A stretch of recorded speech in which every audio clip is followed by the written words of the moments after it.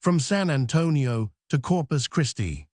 T is somewhat disturbing to one who visits the West for the first time with the purpose of writing of it, to read on the back of a railroad map before he reaches Harrisburg that Texas is 100,000 square miles larger than all the eastern and middle states, including Maryland and Delaware. It gives him a sharp sensation of loneliness, a wish to apologize to someone, and he is moved with a sudden desire to get out at the first station and take the next train back before his presumption is discovered. He might possibly feel equal to the fact that Texas is larger than all of the eastern and middle states, but this easy addition of 100,000 square miles and the casual throwing in of Maryland and Delaware like potatoes on a basket for good measure, and just as though one or two states more or less did not matter, make him wish he had sensibly confined his observations to that part of the world bounded by Harlem and the Battery.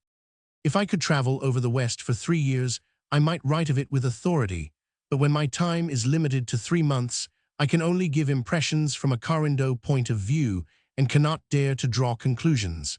I know that this is an evident and cowardly attempt to hedge at the very setting forth, but it is well to understand what is to follow. All that I may hope to do is to tell what impressed an Eastern man in a hurried trip through the Western states.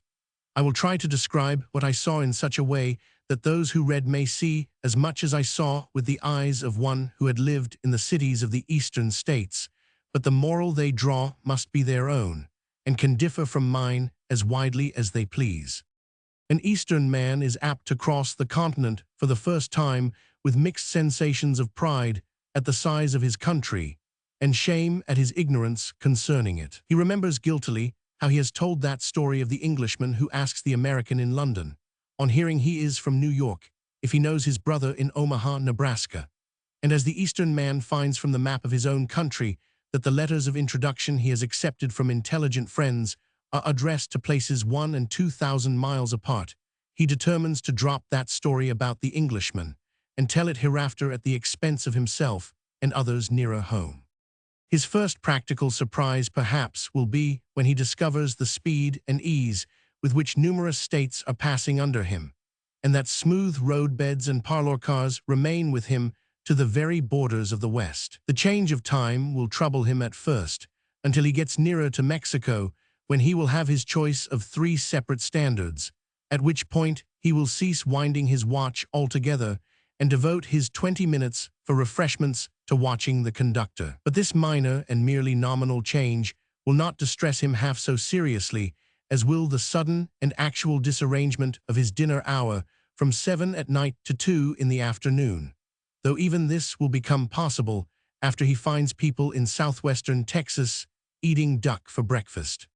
He will take his first lesson in the politics of Texas and of the rest of the West when he first offers a $10 bill for $1 worth of something, and is given 9 large round silver dollars in change. When he has 20 or more of these on his person, and finds that his protests are met with polite surprise, he understands that silver is a large and vital issue, and that the West is ready to suffer its minor disadvantages for the possible good to come.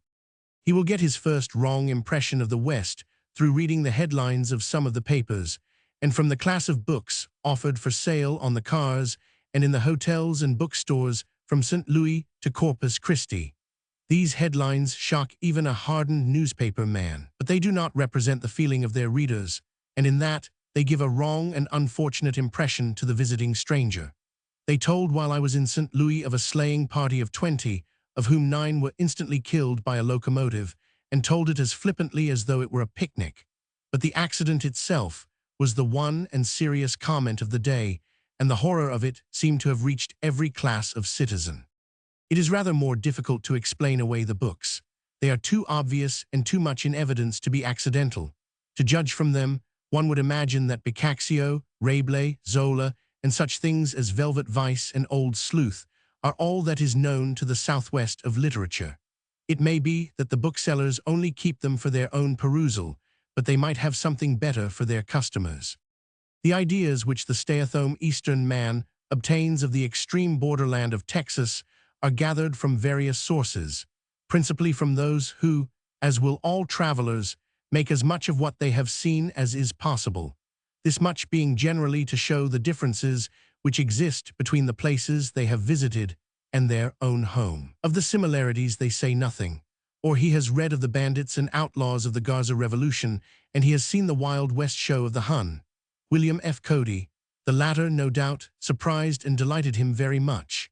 A Wild West show, which would be equally accurate, would surprise him even more, at least, if it was organized in the wildest part of Texas between San Antonio and Corpus Christi.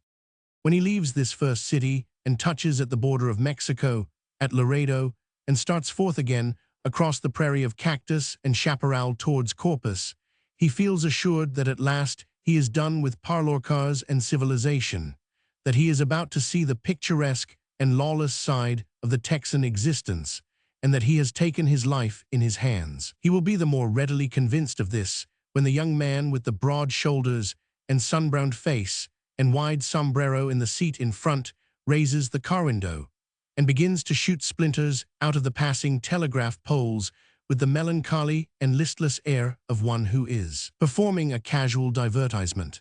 But he will be better informed when the Chicago drummer has risen hurriedly with a pale face and has reported what is going on to the conductor, and he hears that dignitary say, complacently, "Show, that's only Will Sheely practicin', he's a deputy sheriff." This will grieve the tenderfoot who goes through the West heeled, and ready to show that though he is from the effete East, he is able to take care of himself. It was first brought home to me as I was returning from the border, where I had been with the troops who were hunting for Garza, and was waiting at a little station on the prairie to take the train for Corpus Christi. I was then told politely by a gentleman who seemed of authority that if I did not take off that pistol, I would be fined $25 or put in jail for 20 days. I explained to him where I had been, and that my baggage was at Corpus, and that I had no other place to carry it, at which he apologized and directed a deputy sheriff, who was also going to Corpus Christi, to see that I was not arrested for carrying a deadly weapon. This, I think, illustrates a condition of things in darkest Texas, which may give a new point of view to the Eastern mind. It is possibly something of a revelation to find that instead of every man protecting himself, and the selection of the fittest depending on who is quickest on the trigger, he has to have an officer of the law to protect him if he tries to be a law unto himself. While I was on the border, a deputy sheriff named Rufus Glover, who was acting as a guide for Captain Chase of the 3rd Cavalry, was fired upon from an ambush by persons unknown and killed. A Mexican brought the news of this to our camp the night after the murder and described the manner of the killing as it had occurred at great length and with much detail. Except that he was terribly excited and made a very dramatic picture as he stood in the firelight and moonlight and acted the murder.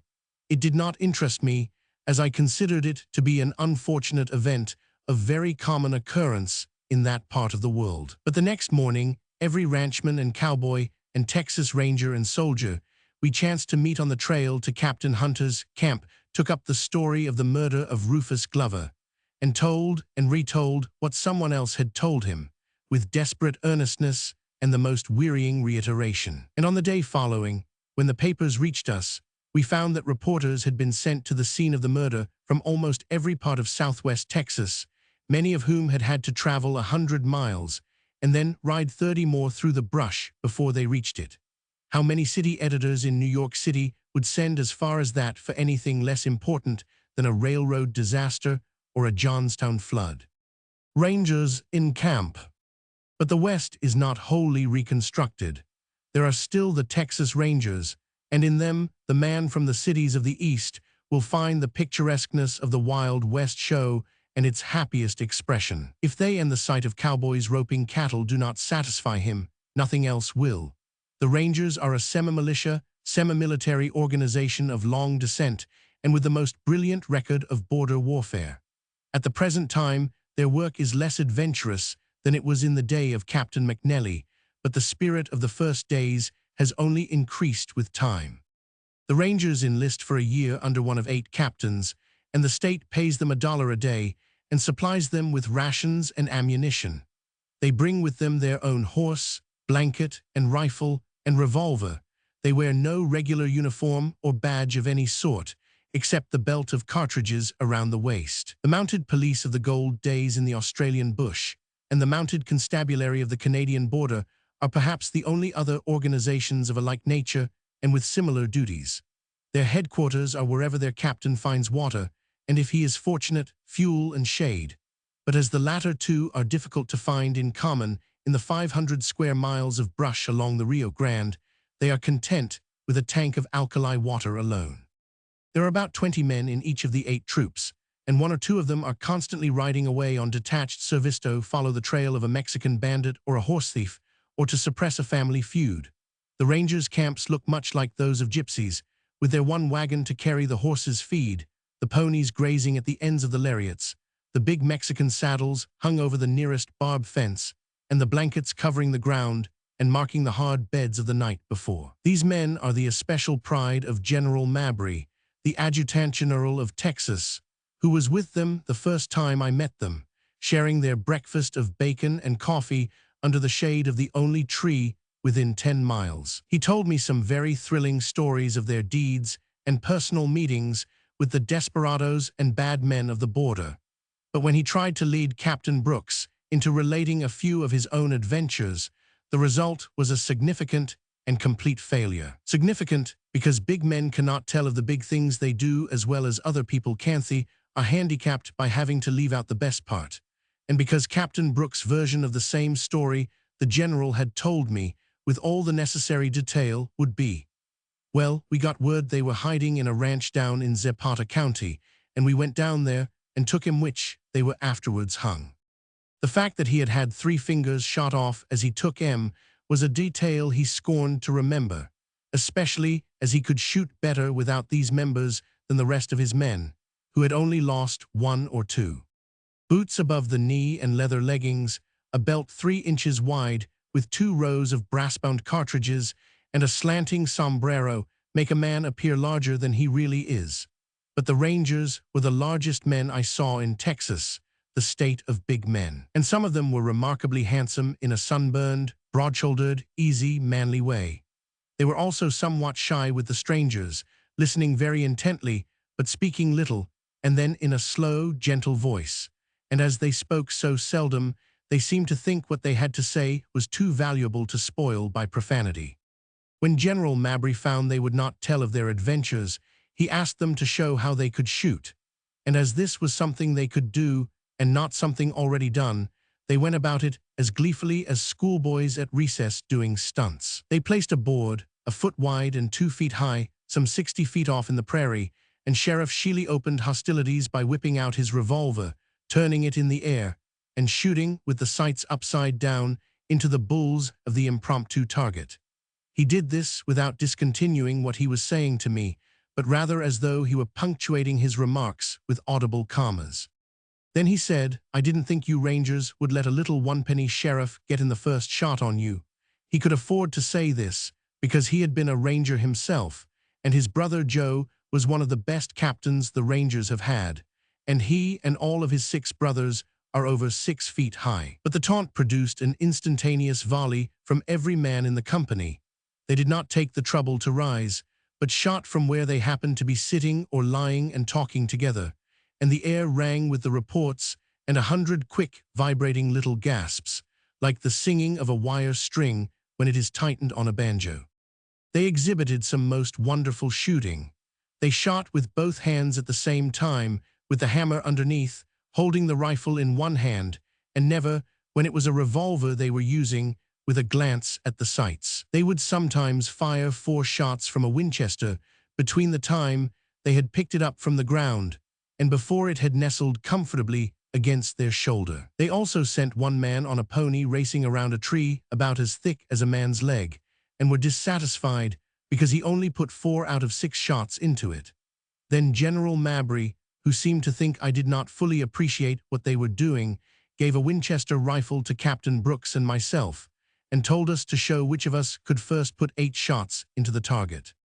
It seems that to shoot a Winchester you have to pull a trigger one way and work a lever backward and forward.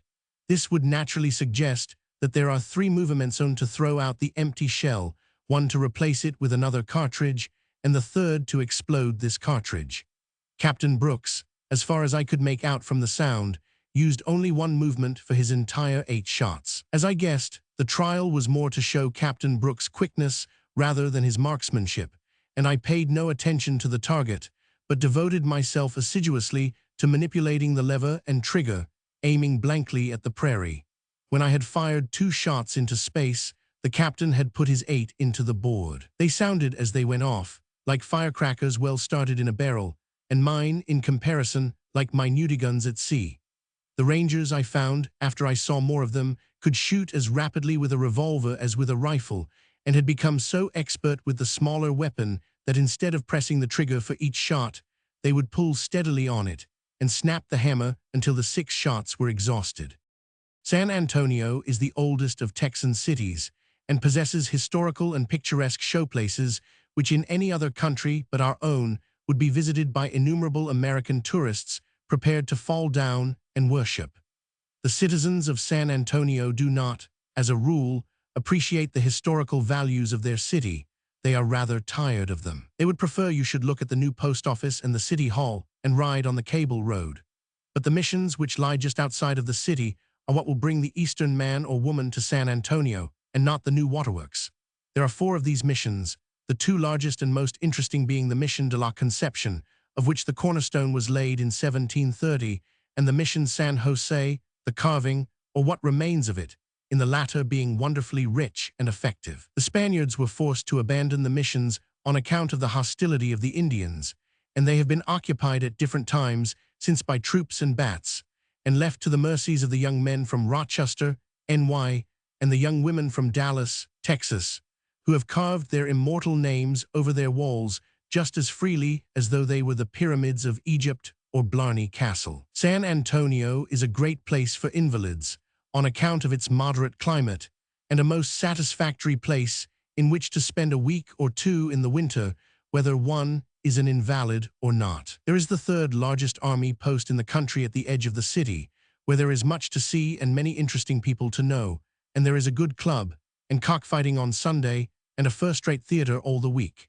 At night the men sit outside of the hotels, and the plazas are filled with Mexicans and their open-air restaurants, and the lights of these and the brigandish appearance of those who keep them are very unlike anything one may see at home. All that the city really needs now is a good hotel and a more proper pride in its history and the monuments to it. The man who seems to appreciate this best is William Corner, whose book on San Antonio is a most valuable historical authority. A few years ago, one would have said that San Antonio was enjoying a boom. But you cannot use that expression now, for the Western men have heard that a boom, no matter how quickly it rises, often comes down just as quickly, and so forcibly that it makes a hole in the ground where castles in the air had formerly stood. So if you wish to please a Western man by speaking well of his city, and you cannot please him more in any other way, you must say that it is enjoying a steady, healthy growth. San Antonio is enjoying a steady, healthy growth. It is quite as impossible to write comprehensively of southwestern Texas in one article as it is to write such an article and say nothing of the Alamo. And the Alamo, in the event of any hasty reader's possible objection, is not ancient history. It is no more ancient history than love is an old story, for nothing is ancient and nothing is old, which every new day teaches something that is fine and beautiful and brave. The Alamo is to the southwest what Independence Hall is to the United States and Bunker Hill to the east, but the pride of it belongs to every American, whether he lives in Texas or in Maine. The Battle of the Alamo was the event of greatest moment in the war between Mexico and the Texans, when Santa Anna was president and the Texans were fighting for their independence. And the stone building to which the Mexicans laid siege and in which the battle was fought stands today facing a plaza in the center of San Antonio. There are hideous wooden structures around it, and others not so hideous, modern hotels and the new post office, on which the mortar is hardly yet dry. But in spite of these, the grace and dignity which the monks gave it in 1774 raise it above these modern efforts that tower above it and dwarf them. They are collecting somewhat slowly a fund to pay for the erection of a monument to the heroes of the Alamo, as though they needed a monument with these battered walls still standing and the marks of the bullets on the casements. No architect can build better than that. No architect can introduce that feature. The architects of the Alamo were building the independence of a state as wide in its boundaries as the German Empire. The story of the Alamo is a more than thrice-told one, and Sidney Lanier has told it so well that whoever would write of it must draw on him for much of their material and must accept his point of view. But it cannot be told too often, even though it is spoiled in the telling. On the 23rd of February, 1836, General Santa Anna himself, with 4,000 Mexican soldiers, marched into the town of San Antonio. In the old mission of the Alamo were the town's only defenders, 145 men, under Captain Travis, a young man 28 years old. With him were Davy Crockett, who had crossed over from his own state to help those who were freeing theirs, and Colonel Bowie, who gave his name to a knife, which name our government gave later to a fort, who was wounded and lying on a cot. Remember the Alamo. On the 3rd of March, 1836, there is a cessation in the bombardment, and Captain Travis draws his men up into single rank and takes his place in front of them. He tells them that he has deceived them with hopes of reinforcements, false hopes, based on false promises of help from the outside, but he does not blame those who failed him. He makes excuses for them. They have tried to reach him, no doubt, but have been killed on the way. Sidney Lanier quotes this excusing of those who had deserted him at the very threshold of death, as best showing the fineness of Travis. And the poet who has judged the soldier so truly has touched here one of the strongest points of this story of great heroism. Captain Travis tells them that all that remains to them is the choice of their death, and that they have but to decide in which manner of dying they will best serve their country. They can surrender and be shot down mercilessly, they can make a sortie and be butchered before they have gained 20 yards, or they can die fighting to the last and killing their enemies until that last comes. He gives them their choice, and then stooping, draws a line with the point of his sword in the ground from the left to the right of the rank. And now, he says, every man who is determined to remain here and to die with me will come to me across that line. Tapley Holland was the first to cross. He jumped it with a bound, as though it were a Rubicon. I am ready to die for my country, he said. And then all but one man, named Rose, marched over to the other side. Colonel Bowie, lying wounded in his cot, raised himself on his elbow. Boys, he said, don't leave me. Want some of you carry me across. And those of the sick who could walk rose from the bunks and tottered across the line, and those who could not walk were carried. Rose, who could speak Spanish, trusted to this chance to escape, and scaling the wall of the Alamo, dropped into a ditch on the other side, and crawled, hidden by the cactus, into a place of safety. Through him, we know what happened before that final day came. He had his reward. 3 days after this, on the morning of the 6th of March, Santa Anna brought forward all of his infantry, supported by his cavalry, and stormed the fortress. The infantry came up on every side at once in long, black, solid rows, bearing the scaling ladders before them and encouraged by the press of great numbers about them. But the band inside the mission drove them back, and those who held the ladders dropped them on the ground and ran against the bayonets of their comrades.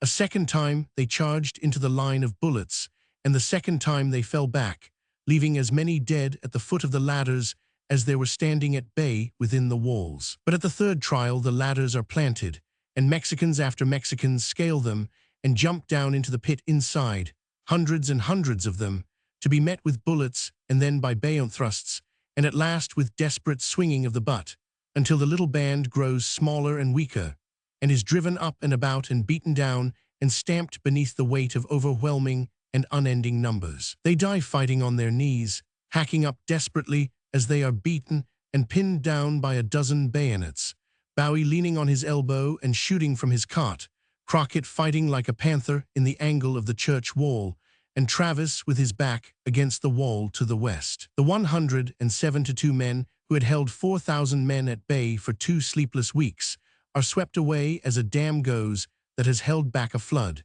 and the Mexicans open the church doors from the inside and let in their comrades and the sunshine that shows them horrid heaps of 522 dead Mexicans and 500 more wounded. There are no wounded among the Texans, Of the 172 who were in the Alamo, there are 172 dead. With an example like this to follow, it was not difficult to gain the independence of Texas, and whenever Sam Houston rode before his men, crying, "Remember the Alamo," the battle was already half won. It was not a cry wholly of revenge, I like to think. It was rather the holding up of the cross to the Crusaders and crying, "By this sign we conquer." It was a watchword to remind men of those who had suffered and died that their cause might live. And so, when we leave Texas, we forget the little things that may have tried our patience and understanding there. We forgive the desolation of the Southwest, its cactus and dying cattle.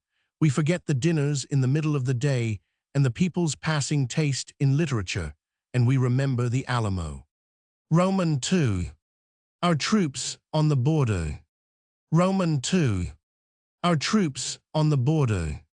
Rolling, jerky train made up of several freight and one passenger car, the latter equally divided. For whites and for Negroes, which in the southwest of Texas reads, Mexicans dropped my baggage at Pina Station and rolled off across the prairie, rocking from side to side like a line of canal boats in a rough sea. It seemed like the last departing link of civilization. There was the freight station itself. Beyond the track, a leaky water tank, a wooden store surrounded with piles of raw, foul-smelling hides left in exchange for tobacco and meal, a few thatched Mexican huts, and the prairie that stretched on every side to the horizon, level and desolate, and rising and falling in the heat. Beneath was a red sandy soil covered with cactus and bunches of gray, leafless brush, marked with the white skeletons of cattle, and overhead a sun at white heat, and heavily moving buzzards wheeling in circles or balancing themselves with outstretched wings between the hot sky above and the hot, red soil below. Across this desert came slowly Trumpeter Tyler, of Troop G, 3rd Cavalry, mounted on the white horse which only trumpeters affect, and as white as the horse itself from the dust of the trail. He did not look like the soldiers I had seen at San Antonio. His blue shirt was wide open at the breast, his riding breeches were bare at the knee, and the cactus and chaparral had torn his blouse into rags and ribbons. He pushed his wide-brimmed hat back from his forehead and breathed heavily with the heat. Captain Hardy's camp, he panted, lay 25 miles to the west. He had come from there to see if the field tents and extra rations were ever going to arrive from the post, and as he had left, the captain had departed also with a detachment in search of Garza on a fresh trail. And he means to follow it, said Trumpeter Tyler, if it takes him into Mexico. So it was doubtful whether the visitor from the east would see the troop commander for several days. But if he nevertheless wished to push on to the camp, Trumpeter Tyler would be glad to show him the way. Not only would he show him the way, but he would look over his kit for him and select such things as the visitor would need in the brush. Not such things as the visitor might want, but such things as the visitor would need. For in the brush necessities become luxuries, and luxuries are relics of an effete past and of places where tradition tells of pure water and changes of raiment, and some say even beds. Neither Trumpeter Tyler nor Captain Francis H. Hardy nor any of the officers or men of the 8 troops of cavalry on field service in southwest Texas had seen such things for 3 long months of heat by day and cold by night, besides a blizzard of sleet and rain that kept them trembling with cold for a fortnight. And it was for this reason that the visitor from the east chose to see the United States troops as they were in the field, and to tell about the way they performed their duty there, rather than as he found them at the posts, where there is at least a canteen and papers not more than a week old. Trumpeter Tyler, you think I had better not take those, I suggested. That's all you can take, said the trooper mercilessly. You must think of the horse. Then he led the way to the store and pointed out the value of a tin plate, a tin cup, and an iron knife and fork, saddlebags, leather leggings to keep off the needles of the cactus, a revolver, and a blanket. It is of interest to give Trumpeter Tyler's own outfit, as it was that of every other man in the troop, and was all that any one of them had had for 2 months. He carried it all on his horse, and it consisted of a blanket, an overcoat, a carbine, a feed bag, lariat and iron stake, a canteen, saddlebags filled with rations on one side, and a change of underclothing on the other, a shelter tent done up in a roll, a sword, and a revolver, with rounds of ammunition for it, and the carbine worn in a belt around the waist. All of this with the saddle weighed about 80 pounds, and when the weight of a man is added to it, one can see that it is well, as Trumpeter Tyler suggested, to think of the horse. Troop G had been ordered out for 7 days field service on the 15th of December, and it was then the 24th of January, and the clothes and equipments they had had with them when they started at midnight from Fort Macintosh for that week of hard riding were all they had had with them since. But the hard riding had continued. Trumpeter Tyler proved that day not only my guide, but a philosopher, and when night came on, a friend. He was very young and came from Virginia, as his slow, lazy voice showed, and he had played in his 23 years the many parts of photographer, compositor, barber, cook, musician, and soldier. He talked of these different callings as we walked our horses over the prairie, and out of deference to myself and my errand of writing. He was a somewhat general reader, and volunteered his opinion of the works of Rudyard Kipling, Laura Jean Libbey, Captain Charles King, and others with confident familiarity. He recognized no distinctions in literature. They had all written a book, therefore they were, in consequence, in exactly the same class. Of Mr. Kipling he said, with an appreciative shake of the head, that he knew the private soldier from way back, of Captain Charles King, that he wrote for the officers, and of Laura Jean Libbey, that she was an authoress whose books he read when there really wasn't nothing else to do. I doubt if one of Mr. Kipling's own heroes could have made as able criticisms. When night came on and the stars came out, he dropped the soldier shop and talked of religion and astronomy. The former, he assured me earnestly, was much discussed by the privates around the fire at night, which I could better believe after I saw how near the stars get, and how wide the world seems when there is only a blanket between you and the heavens, and when there is a general impression prevailing that you are to be shot at from an ambush in the morning. Of astronomy he showed a very wonderful knowledge, and awakened my admiration by calling many stars by strange and ancient names, an admiration which was lessened abruptly when he confessed that he had been following some other than the North Star for the last 3 miles, and that we were lost. It was a warm night, and I was so tired with the 25 miles ride on a Mexican saddle, which is as comfortable as a soapbox turned edges up, that the idea of lying out on the ground did not alarm me. But Trumpeter Tyler's honor was at stake. He had his reputation as a trailer to maintain, and he did so ably by lighting matches and gazing knowingly at the hoofmarks of numerous cattle, whose bones, I was sure, were already whitening on the plain or journeying east in a refrigerator car, but which he assured me was still fresh, and must lead to the ranch near which the camp was pitched. And so, after 4 hours aimless trailing through the chaparral, when only the thorns of the cactus kept us from falling asleep off our horses, we stumbled into 2 smoldering fires, a ghostly row of little shelter tents, and a tall figure in a long overcoat, who clicked a carbine and cried, "Halt and dismount."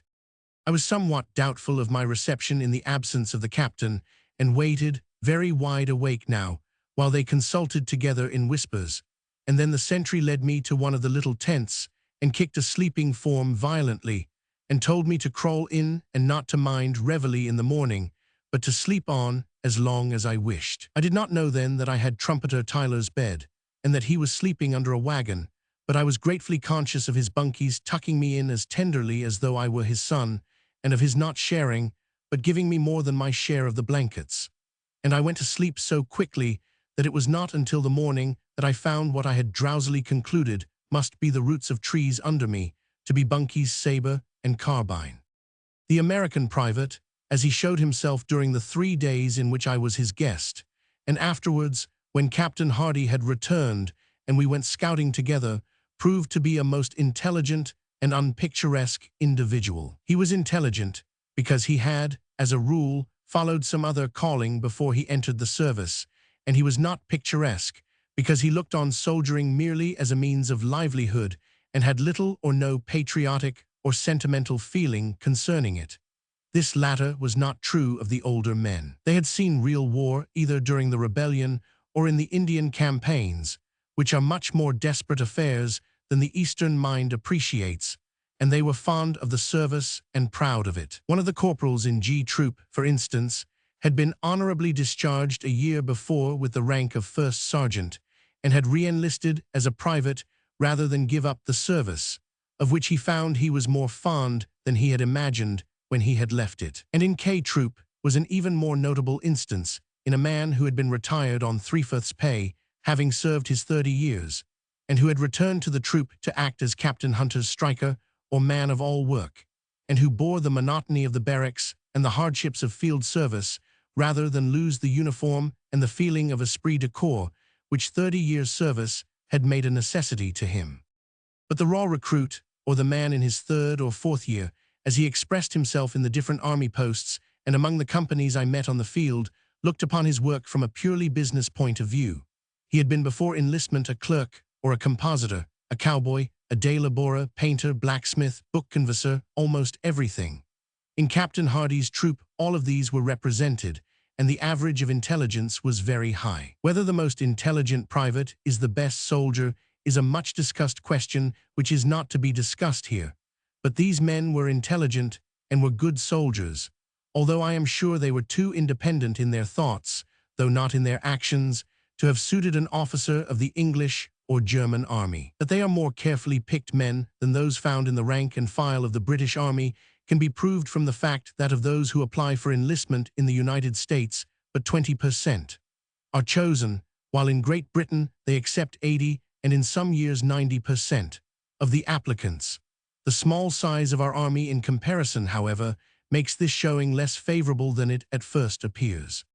In camp, while the captain was away, the privates suggested a lot of college boys more than any other body of individuals. A few had the college boys' delight in shirking their work, and would rejoice over having had a dirty carbine pass inspection on account of a shining barrel, as the sophomore boasts of having gained a high marking for a translation he had read from a crib. They had also the college boys' songs, and his trick of giving nicknames, and his original and sometimes clever slang, and his satisfaction in expressing violent liking or dislike for those in authority over him in the one case tutors and professors, and in the other sergeants and captains. Their one stupid hitch, in which the officers shared to some extent, was in reinforcing all they said with profanity. But as soldiers have done this, apparently, since the time of Shakespeare's 7 Ages, it must be considered an inherited characteristic. Their fun around the campfire at night was rough, but it was sometimes clever, though it was open to the objection that a clever story never failed of 3 or 4 repetitions. The greatest successes were those in which the officers, always of some other troop, were the butts. One impudent crudie made himself famous in a night by improvising an interview between himself and a troop commander who had met him that day as he was steering a mule train across the prairie. "How are you?" said he to me. "You're one of Captain Hardy's men, ain't you?" "I am, Captain." "Glad to know you, Captain," said one. "I've read about you in the papers." This was considered a magnificent stroke by the men, who thought the captain in question rather too fond of sending in reports concerning himself to headquarters. "Well," says he, "when do you think we're going to catch this Garza?" "As for me," says he, "I am that tired of the whole business that I am willing to give up my job to any fool that will take it." "Well, old man," says I, "I'd be glad to relieve you," says I, "but it'd a sight rather serve under Captain Hardy than captain such a lot of regular coffee coolers as you've got under you." The audacity of this entirely fictitious conversation was what recommended it to the men. I only reproduce it here as showing their idea of humor. An even greater success was that of a stolid German who related a true incident of life at Fort Clark, where the men were singing one night around the fire when the colonel passed by and ordered them into the tents and to stop that noise. Captain Francis H. Hardy, G Troop, 3rd United States Cavalry. It is impossible to imagine the exquisite delight that this simple narrative gave. The idea of a real troop commander having been told to get into his tent just like a common soldier brought the tears to the men's eyes, and the success of his story so turned the German's head that he continued repeating to himself, and to anyone he met for several days, "That's what he said, you jed into your tent too, that's what he said." Captain Hardy rode his detachment into camp on the 3rd day, with horses so tired that they tried to lie down whenever there was a halt, and a horse, must be very tired before he will do that. Captain Hardy's riding breeches were held together by the yellow stripes at their sides, and his hands were raw and swollen with the marks of the cactus needles, and his face burned and seared to a dull red. I had heard of him through the papers and from the officers at headquarters as the riding captain, and as the one who had during the Garza campaign been most frequently in the saddle and least given to sending in detailed reports of his own actions. He had been absolutely alone for the 2 months he had been in the field. He was the father of his men, as all troop commanders must be. He had to doctor them when they were ill, to lend them money when the paymaster lost his way in the brush, to write their letters, and to listen to their grievances, and explain that it was not because they were not good soldiers that they could not go out and risk being shot on this or that particular scouting party could do all this for them, but he could not talk to them. He had to sit in front of his own campfire and hear them laughing around theirs, and consider the loneliness of southwestern Texas, which is the loneliness of the ocean at night.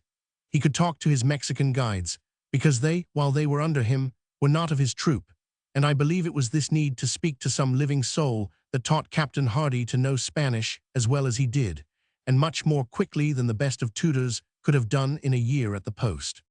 The Eastern mind does not occupy itself much with these guardians of its borders. Its idea of the soldier is the comfortable, clubable fellow they meet in Washington and New York, whose red, white, and blue button is all that marks him from the other clubable, likable men about him. But they ought to know more and feel more for these equally likable men of the border posts, whose only knowledge of club life is the annual bill for dues, one of which, with supreme irony, arrived in Captain Hardy's mail at a time when we had only bacon 3 times a day, and nothing but alkali water to silence the thirst that followed. To a young man, it is rather pathetic to see another young man, with a taste and fondness for the pleasant things of this world, pull out his watch and hold it to the campfire and say, "Just 7 o'clock. People in God's country are sitting down to dinner." And then a little later, "And now it's 8 o'clock, and they are going to the theaters." What is there at the theaters now? And when I recalled the plays running in New York when I left it, the officers would select which one they would go to with much grave deliberation, and then crawl in between 2 blankets and find the most comfortable angle at which a McClellan saddle will make a pillow. The Garza campaign is only of interest here as it shows the work of the United States troops who were engaged in it. As for Caterino E. Garza himself, he may, by the time this appears in print, have been made President of Mexico, which is most improbable, or have been captured in the brush, which is more improbable, or he may have disappeared from public notice altogether. It is only of interest to the Eastern man to know that a Mexican rancher and sometime desperado and politician living in southwest Texas proclaimed a revolution against the government of Mexico, and that government requested ours to see that the neutrality laws existing between the 2 countries were not broken by the raising of troops on our side of the Rio Grande River, and that followers of this Garcia should not be allowed to cross through Texas on their way to Mexico. This our government, as represented by the Department of Texas, which has its headquarters at San Antonio, showed its willingness to do by sending at first 2 troops of cavalry and later 6 more into darkest Texas, with orders to take prisoners any bands of revolutionists they might find there, and to arrest all individual revolutionists with a warrant sworn to by 2 witnesses. The country into which these 8 troops were sent stretches for 360 miles along the Rio Grande River, where it separates Mexico from Texas, and runs back 100 and more miles east, making of this so-called Garza territory an area of 500 square miles. This particular country is the backyard of the world. It is to the rest of the West what the ash-covered lots near High Bridge are to New York. It is the country which led General Sheridan to say that if he owned both places, he would rent Texas and live in hell. It is the strip of country over which we actually went to war with Mexico, and which gave General Sherman the opportunity of making the epigram, which no one who has not seen the utter desolateness of the land can justly value, that we should go to war with Mexico again and force her to take it back. It is a country where there are no roses, but where everything that grows has a thorn, where the cattle die of starvation, and where the troops had to hold up the solitary train that passes over it once a day in true road agent fashion to take the water from its boilers that their horses might not drop for lack of it. It is a country where the sun blinds and scorches at noon, and where the dew falls like a cold rain at night, and where one shivers in an overcoat at breakfast, and rides without coat or waistcoat and panting with the heat the same afternoon. Where there are no trees, nor running streams, nor rocks, nor hills, but just an ocean of gray chaparral and white, chalky canyons or red, dusty trails. If you leave this trail for 50 yards, you may wander for 20 miles before you come to water or a ranch or another trail, and by that time, the chaparral and cactus will have robbed you of your clothing, and left in its place a covering of needles, which break when one attempts to draw them out, and remain in the flesh to fester and swell the skin, and leave it raw and tender for a week. This country, it is almost a pleasure to say, is America's only in its possession. No white men, or so few that they are not as common as centuriplants, live in it. It is Mexican in its people, its language, and its mode of life. The few who inhabit its wilderness are ranchers, and their shepherds and cowboys, and a ranch, which means a store and 6 or 7 thatched adobe houses around it, is at the nearest 3 miles from the next ranch, and on an average 20 miles. As a rule, they move farther away the longer you ride towards them. Water. But the troop commanders in the field had no such aids. They had to ride forth whenever so ordered to do by the authorities at headquarters, some 200 miles from the scene of the action, who had in turn received their information from the Mexican general on the other side of the Rio Grande. This is what made doing their duty, as represented by obeying orders, such a difficult thing to the troops in the Garza territory. They knew before they saddled their horses that they were going out on a wild goose chase to wear out their horses and their own patience, and to accomplish nothing beyond furnishing Garza's followers with certain satisfaction in seeing a large body of men riding solemnly through a dense underbrush in a blinding sun to find a trait which a Mexican general had told an American general would be sure to lead them to Garza, and news of which had reached them a week after whoever had made the trail had passed over it. They could imagine, as they trotted in a long, dusty line through the chaparral, as conspicuous marks on the plain as a prairie wagon, that Garza or his men were watching them from under a clump of cactus on some elevation in the desert, and that he would say, "Ah, the troops are out again, I see. Who is it today, Hardy, Chase, or Hunter? Lend me your fieldglass.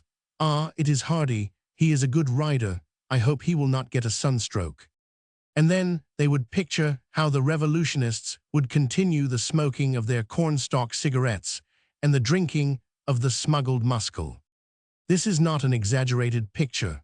A man could lie hidden in this brush and watch the country on every side of him, and see each of the few living objects which might pass over it in a day, as easily as he could note the approach of a 3-masted schooner at sea. And even though troops came directly towards him, he had but to lie flat in the brush within 20 feet of them, and they would not know it.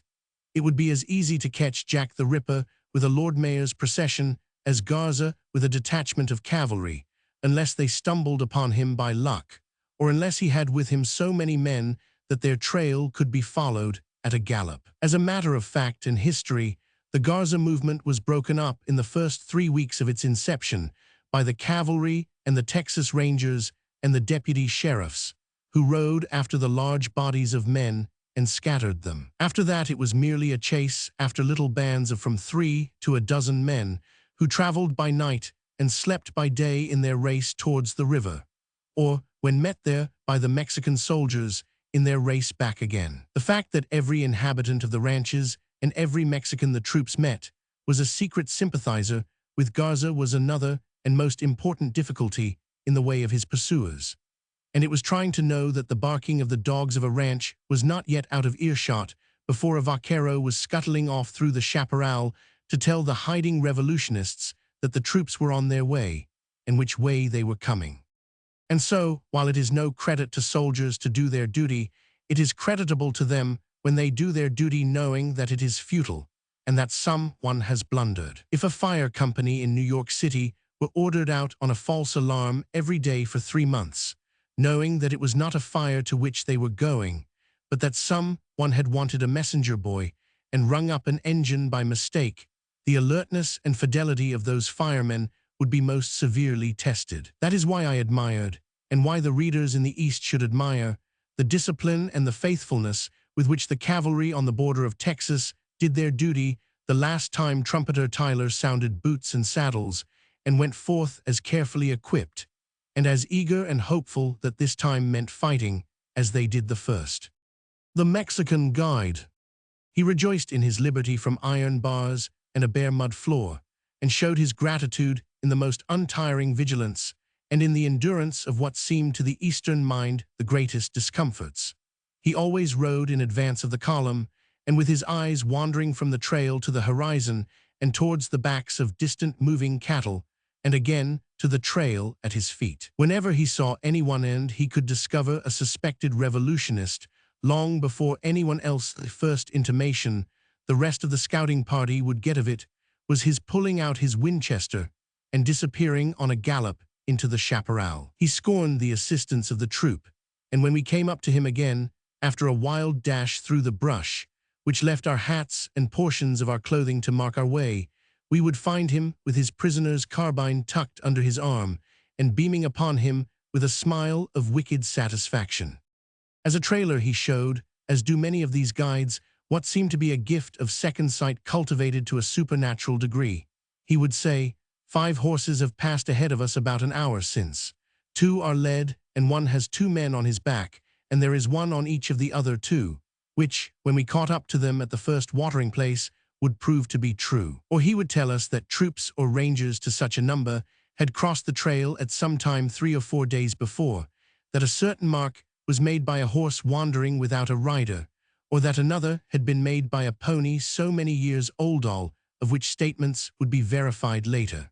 But it was as a wood belligerent that he shone most picturesquely. When he saw a thin column of smoke rising from a cannon where revolutionists were supposed to be in camp, or came upon several armed men riding towards us and too close to escape, his face would light up with a smile of the most wicked content and delight, and he would beam like a cannibal before a feast as he pumped out the empty cartridges and murmured, "Buena, Buena, Buena," with rolling eyes and an anticipatory smack of the lips. But he was generally disappointed. The smoke would come from a shepherd's fire, and the revolutionists would point to the antelope skins under their saddles, which had been several months in drying, and swear they were hunters, and call upon the saints to prove that they had never heard of such a man as Garza, and that carbines, revolvers, and knives were what every antelope hunter needed for self-protection, at which the Mexican would show his teeth and roll his eyes with such a cruel show of disbelief that they would beg the good captain to protect them and let them go, which, owing to the fact that one cannot get a warrant and a notary public in the brush, as the regulations require, he would, after searching them, be compelled to do. 3rd Cavalry, trooper searching a suspected revolutionist. And then the Mexican, who had expected to see them hung to a tree until they talked or died, as would have been done in his own free republic, would sigh bitterly and trot off patiently and hopefully after more. Hope was especially invented for soldiers and fishermen. One thought of this when one saw the spirit of the men as they stole out at night, holding up their horses' heads to make them step lightly, and dodging the lights of the occasional ranches, and startling some shepherd sleeping by the trail into the belief that a file of ghosts had passed by him in the mist. They were always sure that this time it meant something, and if the captain made a dash from the trail and pounded with his fist on the door of a ranch where lights shone when lights should have been put out, the file of ghosts that had stretched back 200 yards into the night in an instant became a close encircling line of eager, open-eyed boys, with carbines free from the sling belts, covering the windows and the grudgingly opened door. They never grew weary. They rode on many days from 9 at night to 5 the next afternoon, with but 3 hours' sleep. On one scouting expedition, Tyler and myself rode 110 miles in 33 hours. The average, however, was from 30 to 50 miles a day. But the hot, tired eyes of the enlisted men kept wandering over the burning prairie as though looking for gold. And if on the ocean of cactus they saw a white object move, or sombrero drop from sight, or a horse with a saddle on its back, they would pass the word forward on the instant and wait breathlessly until the captain saw it too. I asked some of them what they thought of when they were riding up to these wandering bands of revolutionists, and they told me that from the moment the captain had shouted "Hamp," which is the only order he gives for any and every movement, they had made themselves corporals, had been awarded the Medal of Honor, and had spent the $30,000 reward for Garza's capture. And so if anyone is to take Garza, and the hunting of the Snark is to be long continued in Texas, I hope it will be G Troop, 3rd Cavalry, that brings the troublesome little wretch into camp. Not because they have worked so much harder than the others, but because they had no tents, as did the others, and no tinned goods, and no pay for 2 months, and because they had such an abundance of enthusiasm and hope, and the good cheer that does not come from the commissariat department or the canteen. Roman 3. At a new mining camp. Roman 3. At a new mining camp. Why only ideas of a new mining camp before I visited Creede were derived from an early and eager study of Bret Harte. Not that I expected to see one of his mining camps or his own people when I visited Creede, but the few ideas of miners and their ways and manners that I had were those which he had given me. I should have liked, although I did not expect it, to see the outcasts of Poker Flat before John Oakhurst, in his well-fitting frock coat, had left the outfit, and Yuba Bill pulling up his horses in front of the Lone Star Saloon, where Colonel Starbuckle, with one elbow resting on the bar and with his high white hat tipped to one side, waited to do him honor. I do not know that Bret Harte ever said that Colonel Starbuckle had a white hat, but I always pictured him in it, and with a black stock. I wanted to hear people say, "Vol, stranger," and to see auburn-haired giants in red shirts, with bags of gold dust and nuggets of silver, and much should I have liked to meet Rose of Tulam. But all that I found at Creede, which reminded me of these miners and gamblers and the chivalric extravagant days of '49, were a steel pan, like a freeing pan without a handle, which I recognized with a thrill as the pan for washing gold, and a pick in the corner of a cabin. And once when a man hailed me as partner on the mountainside and asked what luck. The men and the scenes in this new silver camp showed what might have existed in the more glorious sunshine of California, but they were dim and commonplace, and lacked the sharp, clear-cut personality of Bret Harte's men and scenes. They were like the negative of a photograph which has been underexposed, and which no amount of touching up will make clear, so I will not attempt to touch them up. Mining camp on the range above Creede. When I first read of Creede, when I was so ignorant concerning it that I pronounced the final E, it was on the date line of a newspaper, and made no more impression upon me then than though it were printed simply Creede. But after I had reached Denver, and even before, when I had begun to find my way about the Western newspapers, it seemed to be spelled Creede. In Denver it faced you everywhere from billboards, flaunted at you from canvas awnings stretched across the streets, and stared at you from daily papers in type an inch long. The shop windows, according to their several uses, advertised photographs of Creede, the only correct map of Creede, specimen ore from the Holy Moses Mine, Creede, only direct route to Creede, scalp tickets to Creede, wanted 500 to start. Drugstore in Creede, you will need boots at Creede, and you can get them at The Gentlemen in the Denver Club Talk Creede. The people in the hotels dropped the word so frequently that you wondered if they were not all just going there, or were not about to write Creede on the register. It was a common language, starting point, and interest. It was as momentous as the word Johnstown during the week after the flood. The train which carried me there held stern, important-looking old gentlemen, who, the porter told me in an odd whisper, were 1/3 or 1/15 owners of the Potluck Mine. Young men in astrakhan fur coats and new top boots laced at the ankles, trying to look desperate and rough. Grubstake prospectors, with bedding, pick, and rations in a roll on the seat beside them. More young men, who naively assured me when they found that I too was going to Creede, and not in top boots and revolvers and a flannel shirt, that they had never worn such things before, and really had decent clothes at home. Also women who smoked with the men and passed their flasks down the length of the car, and 2 friendless little girls, of whom every one except the women, who seemed to recognize a certain fitness of things, took unremitting care. Every one on the crowded train showed the effect of the magnet that was drawing him, was restless, impatient, and excited. Half of them did not know what they were going to find, and the other half, who had already taken such another journey to Leadville, Aspen, or Cripple Creek, knew only too well, and yet hoped that this time. Creede lies in a gully between 2 great mountains. In the summer, the mountain streams wash down into this gully and turn it into a little river.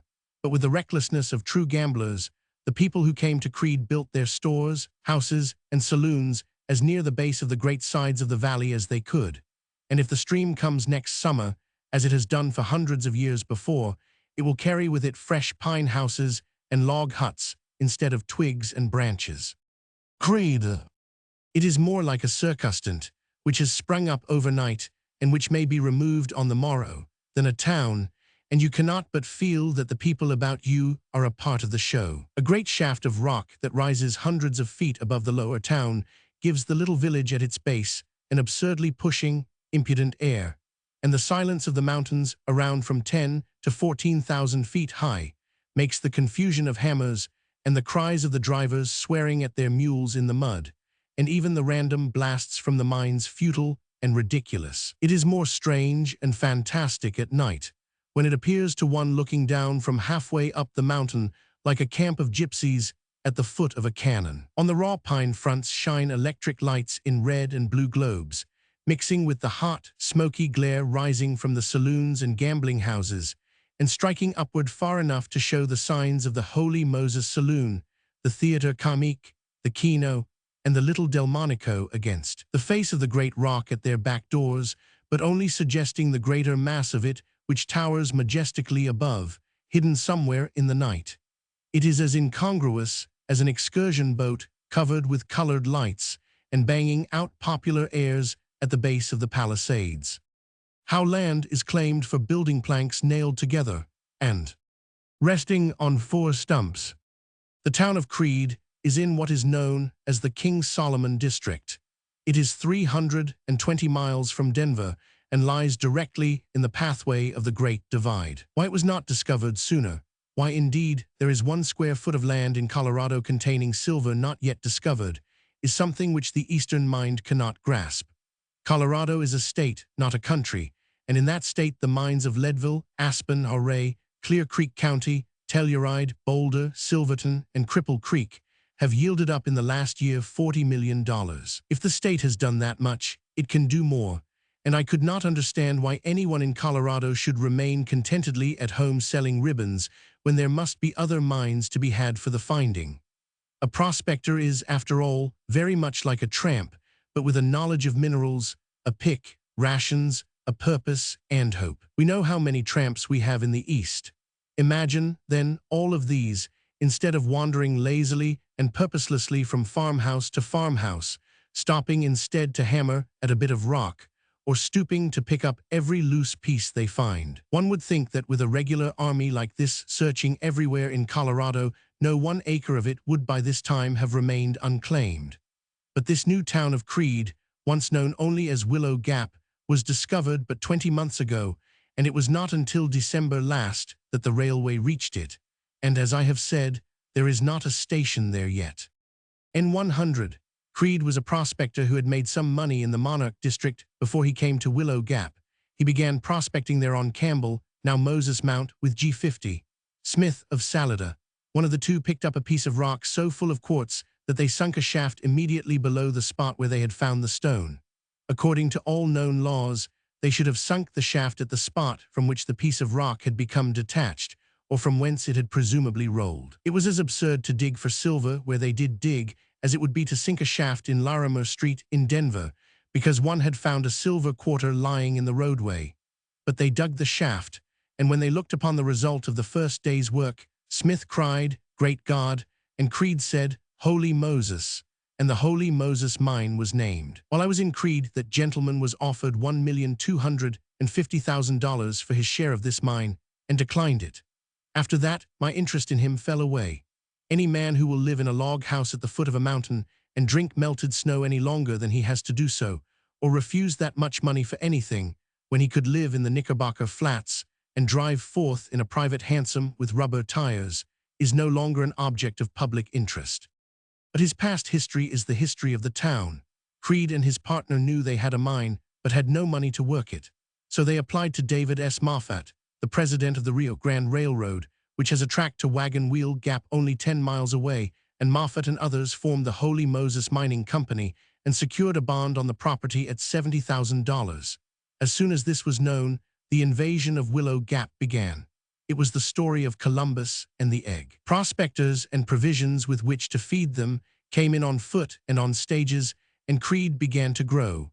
But no more mines were found at once, and the railroad into the town was slow in coming, and many departed, leaving their posts and piles of rock to mark their claims. But last June Creede received a second boom, and in a manner which heaps ridicule and scorn upon the scientific knowledge of engineers and mining experts, and which shows that luck, chance, and the absurd vagaries of fate are factors of success upon which a prospector should depend. The Holy Moses Mine. At the time I visited Creede, it was quite impossible to secure a bed in any of the hotels or lodging houses. The Pullman cars were the only available sleeping places and rented out their berths for the night they laid over at the mining camp. But even in these, sleeping was precarious, as one gentleman found the night after my arrival. He was mistaken for another man who had picked up a bag of gold dust from a faro table at Little Delmonico's and who had fled into the night. After shooting away the pine-board facade in the Mint gambling house in which he was supposed to have sought shelter, several citizens followed him on to the sleeping car and, of course, pulled the wrong man out of his berth and stood him up in the aisle in front of 4 revolvers, while the porter and the other wrong men shivered under their blankets and begged them from behind the closed curtains to take him outside before they began shooting. The camp was divided in its opinion on the following morning as to whether the joke was on the passenger or on the hasty citizens. Debatable ground. A warning to trespassers. A colony of younger sons from the East took pity upon me and gave me a bunk in their grub stake cabin, where I had the satisfaction of watching the son of a president of the Somerset Club light the fire with kerosene while the rest of us remained under the blankets and asked him to be careful. They were a most hospitable, cheerful lot. When it was so cold that the ice was frozen in the tin basin, they would elect to remain in bed all day and would mark up the prices they intended to ask for their lots and claims $100 each. And then, considering this a fair day's wages for a hard day's work, would go warmly to sleep again. It is interesting, chiefly to mothers and sisters, for the fathers and brothers have an unsympathetic way of saying, it is the best thing for him to discover how quickly such carefully bred youths as one constantly meets in the mining camps and ranches of the West can give up the comforts and habits of years and fit into their surroundings. It is instructive and hopeful to watch a young man who can and has ordered numerous dinners at Bignon's, composing a dessert of bread and molasses, or to see how neatly a Yale graduate of 1 year's standing can sweep the mud from the cabin floor without spreading it. If people at home could watch these young exiles gorge themselves with their letters, a page at a time, and then go over them again word by word, they would write early and often. And if the numerous young women of New York and Boston could know that their photographs were the only bright spots in a log cabin filled with cartridge belts, picks, saddles, football sweaters, patent medicine bottles, and 3-month-old magazines, they would be moved with great content. One cannot always discern the true character of one's neighbors in the West. Dress, as Bob Acres says, does make a difference. There were 4 very rough-looking men of different ages sitting at a table near me in one of the restaurants or eating houses of Creede. They had marked out a map on the soiled tablecloth with the point of an iron fork, and one of them was laying down the law concerning it. There seemed to be a dispute concerning the lines of the claim or the direction in which the vein ran. It was no business of mine, and there was so much of that talk that I should not have been attracted to them, except that I expected from their manner they might at any moment come to blows or begin shooting. I finished before they did, and as I passed the table over which they leaned scowling excitedly, the older man cried, with his finger on the map. Then Thompson passed the ball back to Menno. Not your Thompson. Thompson of 79 I mean, and I carried it down the field all the way to the 25-yard line. Canfield, who was playing full, tackled me, but I shook him off, and a mining camp courthouse. The shaft of the Last Chance mine is at the top of the Bachelor Mountain, and one has to climb and slip for an hour and a half to reach it. A very nice Yale boy guided me there, and seemed as willing as myself to sit down in the snow every 10 minutes and look at the scenery. But we saw much more of the scenery than of the mine, because there was more of it to see, and there was no general manager to prevent us from looking as long as we liked. The trail led over fallen logs and up slippery rocks caked with ice and through drifts of snow higher than one's head, and the pines accompanied us all the way with branches bent to the mountainside with the weight of the snow. And a cold, cheery mountain stream appeared and disappeared from under long bridges of ice and mocked at us for our slow progress. But we gave it a very close race coming down.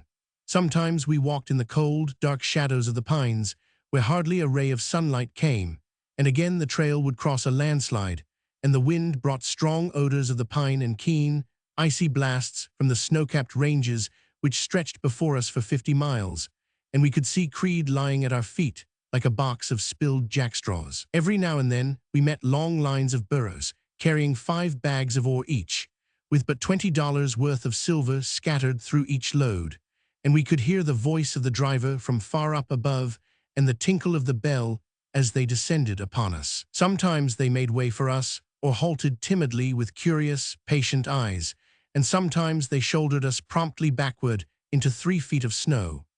It was a lonely, impressive journey, and the wonderful beauty and silence of the mountain made words impertinent. And again, we would come upon a solitary prospector tapping at the great rock in front of him, and only stopping to dip his hot face and blistered hands into the snow about him, before he began to drive the steel bar again with the help which hope gave him. His work but for this ingredient would seem futile, foolish, and impossible. Why, he would ask himself, should I work against this stone safe day after day, only to bore a hole in its side, as minute as a nail's point in the front of a house, and 1,000 rods, probably, from where the hole should be? And then hope tells him that perhaps the very next stroke will make him a millionaire like Creed, and so he makes the next stroke, and the next, and the next. Shaft of a mine. The social life of Creed is much more interesting than outputs and ore values. There were several social functions while I was there which tend to show the happy spirit of the place.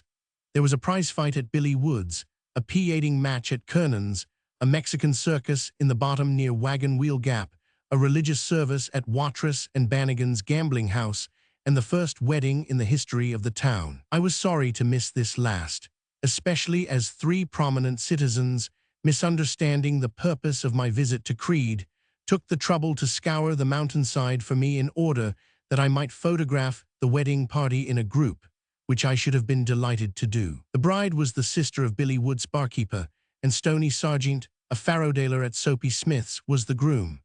The justice of the peace, whose name I forget, performed the ceremony, and Edward Devine, the tramp poet, offered a few appropriate and well-chosen remarks, after which Woods and Smith, who run rival gambling houses, outdid each other in the extravagant practice of opening wine. All of these are prominent citizens, and the event was memorable. Valuable real estate. There were also some very good shots at Creed, and some very bad ones. Of these latter was Mr. James Powers, who emptied his revolver and Rab Brothers' store at the same time without doing any damage. He explained that he was crowded and wanted more room. The most delicate shooting was done by the Louisiana Kid. I don't know what his other name was, who was robbed in Soapy Smith's saloon, and was put out when he expostulated. He waited patiently until one of Smith's men named Farnham appeared, and then, being more intent in showing his skill than on killing Farnham, shot the thumb off his right hand as it rested on the trigger. Farnham shifted his pistol to his left hand, with which he shot equally well, but before he could fire, the Kid shot the thumb off that hand too. This is, of course, Creed at night. It is not at all a dangerous place, and the lawlessness is scattered, and 1449. There was only one street, and as no one cared to sit on the edge of a bunk in a cold room at night, the gambling houses were crowded in consequence every evening. It was simply because there was nowhere else to go. The majority of the citizens used them as clubs, and walked from one to the other talking claims and corner lots, and dived down into their pockets for specimens of ore, which they passed around for examination. Others went there to keep warm, and still others to sleep in the corner until they were put out. The play was never high. There was so much of it, though, that it looked very bad and wicked and rough, but it was quite harmless. There were no sudden oaths, nor parting of the crowd, and pistol shots or gleaming knives, or at least, but seldom. The women who frequented these places at night in spite of their sombreros and flannel shirts and belts, were a most unpicturesque and unattractive element. They were neither dashing and bold, nor remorseful and repentant. Upper Creed. The clergyman stood on the platform of the kino outfit, and the greater part of the men took the seats around it, toying with the marking cards scattered over the table in front of them, while the men in the saloon crowded the doorway from the swinging doors to the bar and looked on with curious and amused faces. At the back of the room, the roulette wheel clicked, and the ball rolled. The men in this part of the room who were playing lowered their voices, but above the voice of the preacher one could hear the clinking of the silver and the chips, and the voice of the boy at the wheel calling, 17 and black, and 28 and black again, and keep the ball rolling, gentlemen, and 4 and red. There are 2 electric lights in the middle of the hall and a stove. The men were crowded closely around this stove, and the lamps shone through the smoke on their tanned, upturned faces and on the white, excited face of the preacher above them. There was the most excellent order, and the collection was very large. I asked Watrous how much he lost by the interruption. Of the inner life of Creed I saw nothing. I mean the real business of the placid speculation in real estate and in mines. Capitalists came every day and were carried off up the mountains to look at a hole in the ground, and down again to see the assay tests of the ore taken from it. Prospectors scoured the sides of the mountains from sundawn to sunset, and at night their fires lit up the range, and their little heaps of stone and their single stick, with their names scrawled on it in pencil, made the mountains look like great burying grounds. All of the land within 2 miles of Creed was claimed by these simple proofs of ownership, simple, yet as effectual as a parchment sealed and signed. When the snow has left the mountains, and these claims can be worked, it will be time enough to write the real history of the rise or fall of Creed. Roman Ford. A 3-year-old city. Roman Ford. A 3-year-old city. The only interest which the East can take in Oklahoma City for some time to come must be the same as that with which one regards a portrait finished by a lightning crayon artist, with frame complete in 10 minutes. We may have seen better portraits and more perfect coloring, but we have never watched one completed, as it were, while you wait. People long ago crowded to see Master Betty act, not because there were no better actors in those days, but because he was so very young to do it so very well. It was as a freak of nature, a Joseph Hoffman of the drama, that they considered him, and Oklahoma City must content itself with being only of interest as yet as a freak of our civilization. After it has decided which of the half-dozen claimants to each of its town sites is the only one, and the others have stopped appealing to higher and higher courts, and have left the law alone, and have reduced their attentions strictly to business, and the city has been burned down once or twice, and had its treasurer default, and its mayor impeached, and has been admitted to the National Baseball League, it may hope to be regarded as a full-grown rival city. But at present, as far as it concerns the Far East, it is interesting chiefly as a city that grew up overnight, and did in 3 years or less what other towns have accomplished only after half a century. Oklahoma City on the day of the opening. The history of its pioneers and their invasion of their undiscovered country not only shows how far the West is from the East, but how much we have changed our ways of doing things from the days of the Pilgrim Fathers to those of the modern pilgrims, the boomers and sooners of the end of the century. We have seen pictures in our school books, and pictures which Mr. Boughton has made for us, of the Mayflower's people kneeling on the shore, the long, anxious voyage behind them, and the rock-bound coast of their new home before them, with the Indians looking on doubtfully from behind the pine trees. It makes a very interesting picture of those stern-faced pilgrims in their knickerbockers and broad white collars, each man strong in the consciousness that he has resisted persecution and overcome the perils of the sea, and is ready to meet the perils of an unknown land. I should like you to place in contrast with this the opening of Oklahoma Territory to the new white settlers 3 years ago.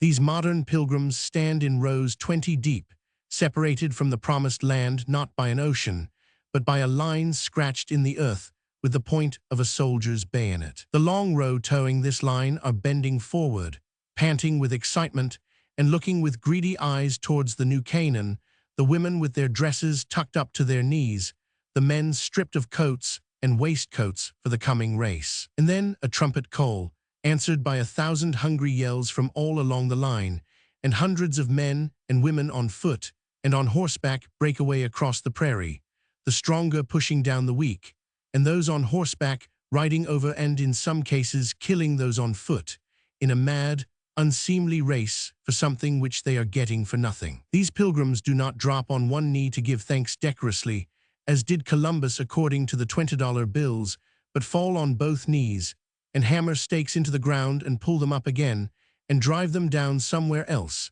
at a place which they hope will eventually become a corner lot facing the post office, and drag up the next man's stake, and threaten him with a Winchester because he is on their land, which they have owned for the last 3 minutes.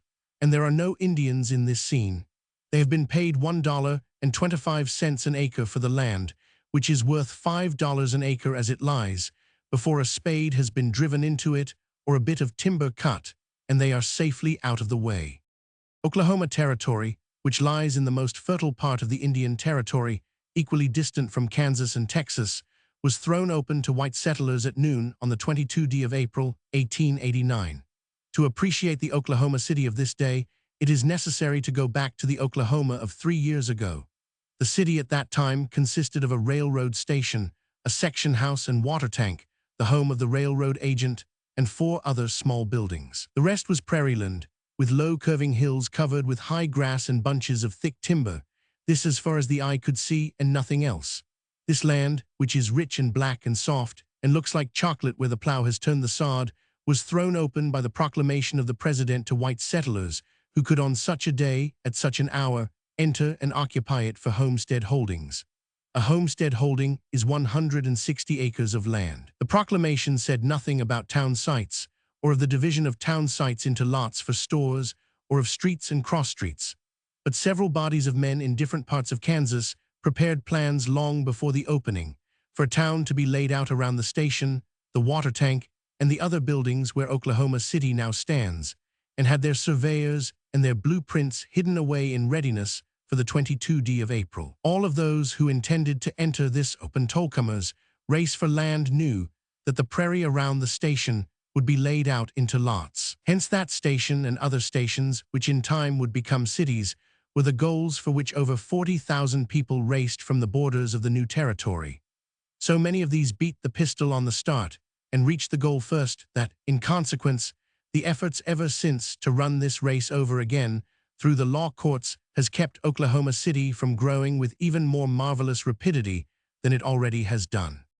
5 days after the opening, 15 minutes after 12, the men of the Seminole Land and Town Company were dragging steel chains up the street on a run. The red and white barber poles and the transits were in place all over the prairie, and neat little rows of stakes stretched out in regular lines to mark where they hoped the town might be. At 20 minutes after 12, over 40 tents were in position, and the land around them marked out by wooden pegs. This was the work of the Sooners, as those men were called who came into the territory too soon, not for their own interests, but for the interests of other people. At 1:15, the Rev. James Murray and a Mr. Kincaid, who represented the Oklahoma colony, stopped a sweating horse and creaking buggy and hammered in their first stakes. They had left the border line exactly at noon and had made the 15 miles at the rate of 5 minutes per mile. 4 minutes later, J.H. McCourtney and Colonel Harrison of Kansas arrived from the Canadian River, having whipped their horses for 15 miles, and the mud from the river was over the hubs of the wheels. The first train from the south reached the station at 5 minutes past 2 and unloaded 2,500 people. They scattered like a stampeded herd over the prairie, driving in their little stakes and changing their minds about it and driving them in again at some other point. There were already, even at this early period of the city's history, over 3 different men on each lot of ground, each sitting by the stake bearing his name, and each calling the other a Sooner, and therefore one ineligible to hold land, and many other names of more ancient usage. 4 weeks after the opening. But of course, he went on, if you people want to build a city around my farm, I have no objections. I don't care for city life myself, and I am going to turn this into a vegetable garden. Maybe, though, if you want it very bad, I might sell it. He and the city fought it out for months, and for all I know, are at it still. At 3 o'clock, just 3 hours after the territory was invaded, the Oklahoma colony declared the polls open, and voting began for mayor and city clerk. About 400 people voted. Other land companies at once held public meetings and protested against this election. Each land company was mapping out and surveying the city to suit its own interests, and every man and woman was more or less of a land company to himself or herself, and the lines and boundaries and streets were intersecting and crossing like the lines of a dress pattern. Night came on and put a temporary hush to this bedlam, and 6,000 people went to sleep in the open air, the greater part of them without shelter. There was but one well in the city, and word was brought to Captain Stiles about noon of the next day that the water from this was being sold by a speculative gentleman at 5 cents per pint, and that those who had no money were suffering. Captain Stiles found the well guarded by a faro dealer with a revolver. He had a tin basin between his knees filled with nickels. He argued that he owned the lot on which the water stood, and had as much private right to the well as to a shaft that led down to a silver or an iron mine. Captain Stiles threw him and his basin out at some distance on to the prairie, and detailed a corporal's guard to see that everyone should get as much water as he wanted. Captain 500 F. Stiles. During the morning, there was an attempt made to induce the surveyors of the different land companies to combine and readjust their different plans, but without success. Finally, at 3 o'clock, the people came together in desperation to decide what was to be done, and after an amusing and exciting mass meeting, 14 unhappy and prominent citizens were selected to agree upon an entirely new site. The choosing of this luckless 14 was accomplished by general nomination, each nominee having first to stand upon a box that he might be seen and considered by the crowd. They had to submit to such embarrassing queries as, "Where are you from and why did you have to leave? Where did you get that hat? What is your excuse for living? Do you live with your folks or does your wife support you? What was your other name before you came here?" The work of this committee began on the morrow, and as they slowly proceeded along the new boundary lines which they had mapped out, they were followed by all of those of the population, which now amounted to 10,000 souls, who thought it safe to leave their claims. As a rule, they found 3 men on each lot, and it was their pleasant duty to decide to which of these the lot belonged. They did this on the evidence of those who had lots nearby. In many cases, each member of each family had selected a lot for himself, and this complicated matters still farther. The crowd at last became so importunate and noisy that the committee asked for a military guard, which was given them, and the crowd after that was at least kept off the lot they were considering. The committee met with no real opposition until it reached Main Street on Saturday, the 5th day of the city's life, where those who had settled along the lines laid down by the Seminole Land Company pulled up the stakes of the Citizens' Committee as soon as they were driven down. For a time it looked very much as though the record of peace was about to be broken along with other things, but a committee of 5 men from each side of the street decided the matter at a meeting held that afternoon. At this same public meeting, Articles of Confederation were adopted, and a temporary mayor, recorder, police judge, and other city officials were appointed, who were to receive $1 for their services. This meeting closed with cheers and with the singing of the doxology. The next day was Sunday and was more or less observed. Captain Stiles visited the gamblers, who swarmed about the place in great numbers, and asked them to close their tables, which they did, although he had no power to stop them if they had not wished to do so. In the afternoon, 2 separate religious services were held, to which the people were called by a trumpeter from the infantry camp. This is, in brief, the history of the first week of this new city.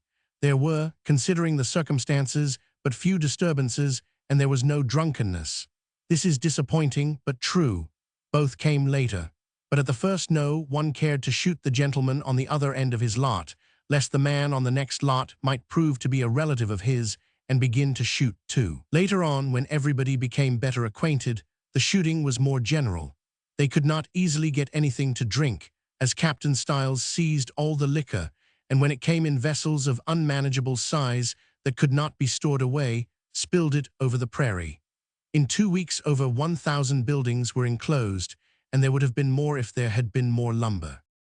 It would be interesting to follow the course of this skyrocket among cities up to the present day, and tell how laws were evolved and courts established, and the complexities of the situation disentangled.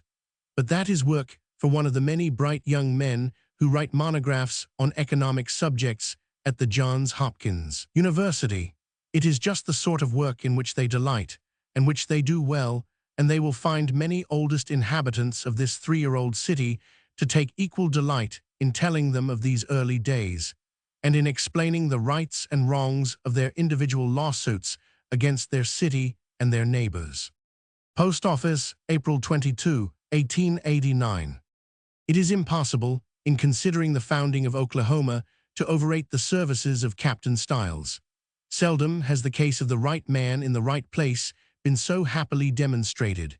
He was particularly fitted to the work, although I doubt if the government knew of it before he was sent there, so apt is it to get the square peg in the round hole, unless the square peg's uncle is a senator. But Captain Stiles, when he was a lieutenant, had ruled at Waco, Texas, during the Reconstruction period, and the questions and difficulties that arose after the war in that raw community fitted him to deal with similar ones in the construction of Oklahoma. He was and is intensely unpopular with the worst element in Oklahoma, and the better element call him blessed, and have presented him with a $300 gold cane, which is much too fine for him to carry except in clear weather. This is the way public sentiment should be adjusted. Personal bravery had, I think, as much to do with his success as the readiness with which he met the difficulties he had to solve at a moment's consideration.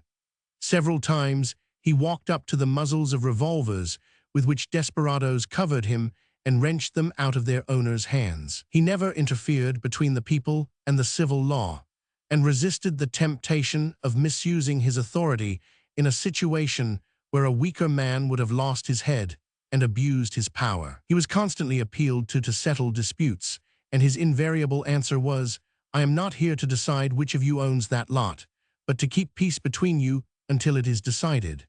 In September of 1889, a number of disaffected citizens announced an election which was to overthrow those then in power, and Captain Stiles was instructed by his superior officers to prevent its taking place. This he did with a small force of men in the face of threats from the most dangerous element in the community of dynamite bombs, and of a body of men armed with Winchesters who were to shoot him first and his men later. But in spite of this, he visited and broke all the voting booths, wrested a Winchester from the hands of the man who pointed it at his heart through one of the windows of the polling place, and finally charged the mob of 500 men with 25 soldiers and his fighting surgeon, young Dr. Ives, and dispersed them utterly. I heard these stories of him on every side, and I was rejoiced to think how well off our army must be in majors, that the people at Washington can allow one who has served through the war and on the border and in this unsettled territory,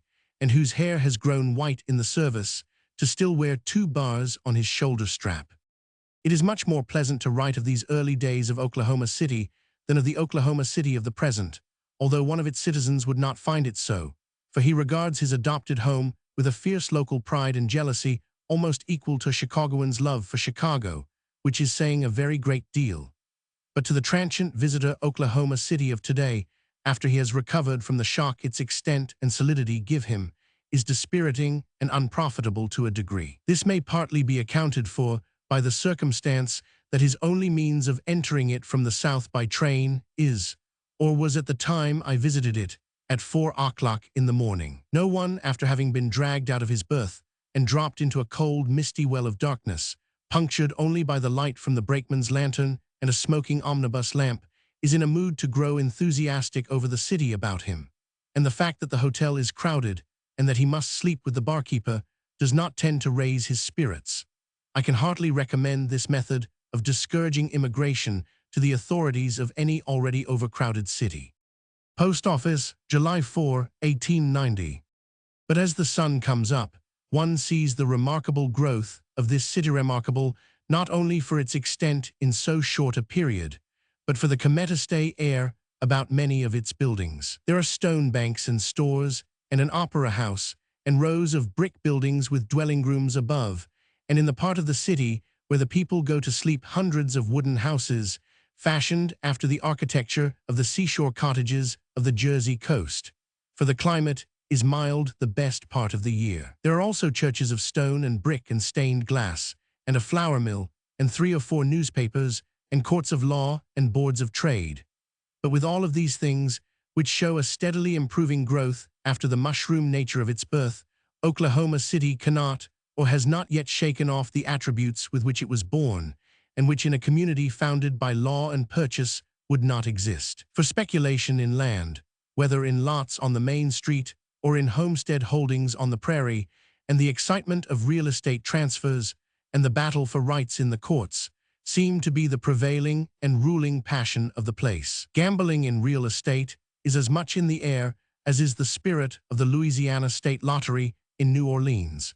Everyone in Oklahoma City seems to live, in part at least, by transferring real estate to someone else, and the lawyers and real estate agents live by helping them to do it. It reminded me of that happy island in the Pacific Seas where everyone took in everyone else's washing. This may sound unfair, but it is not in the least exaggerated.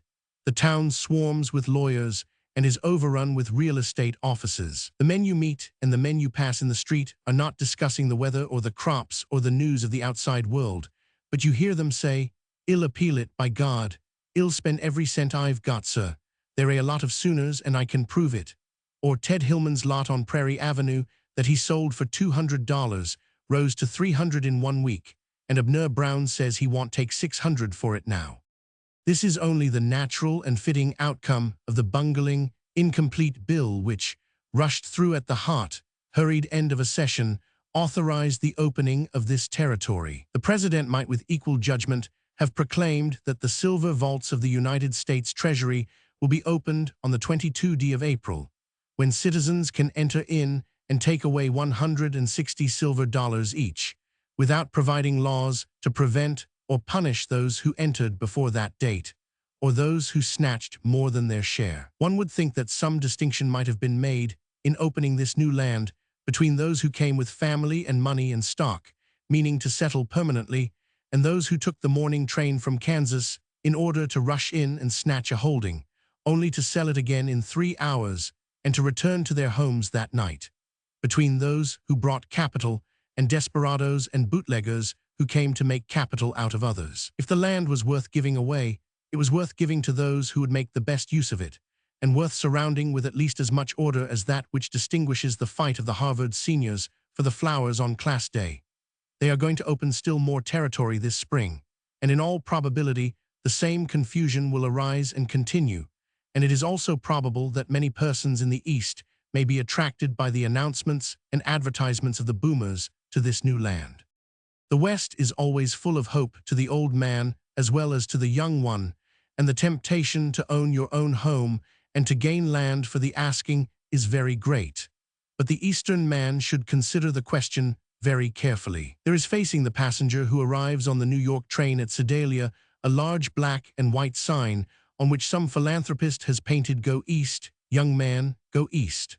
One might write pages and not tell more than that sign does, when one considers where it is placed and for what purpose it is placed there.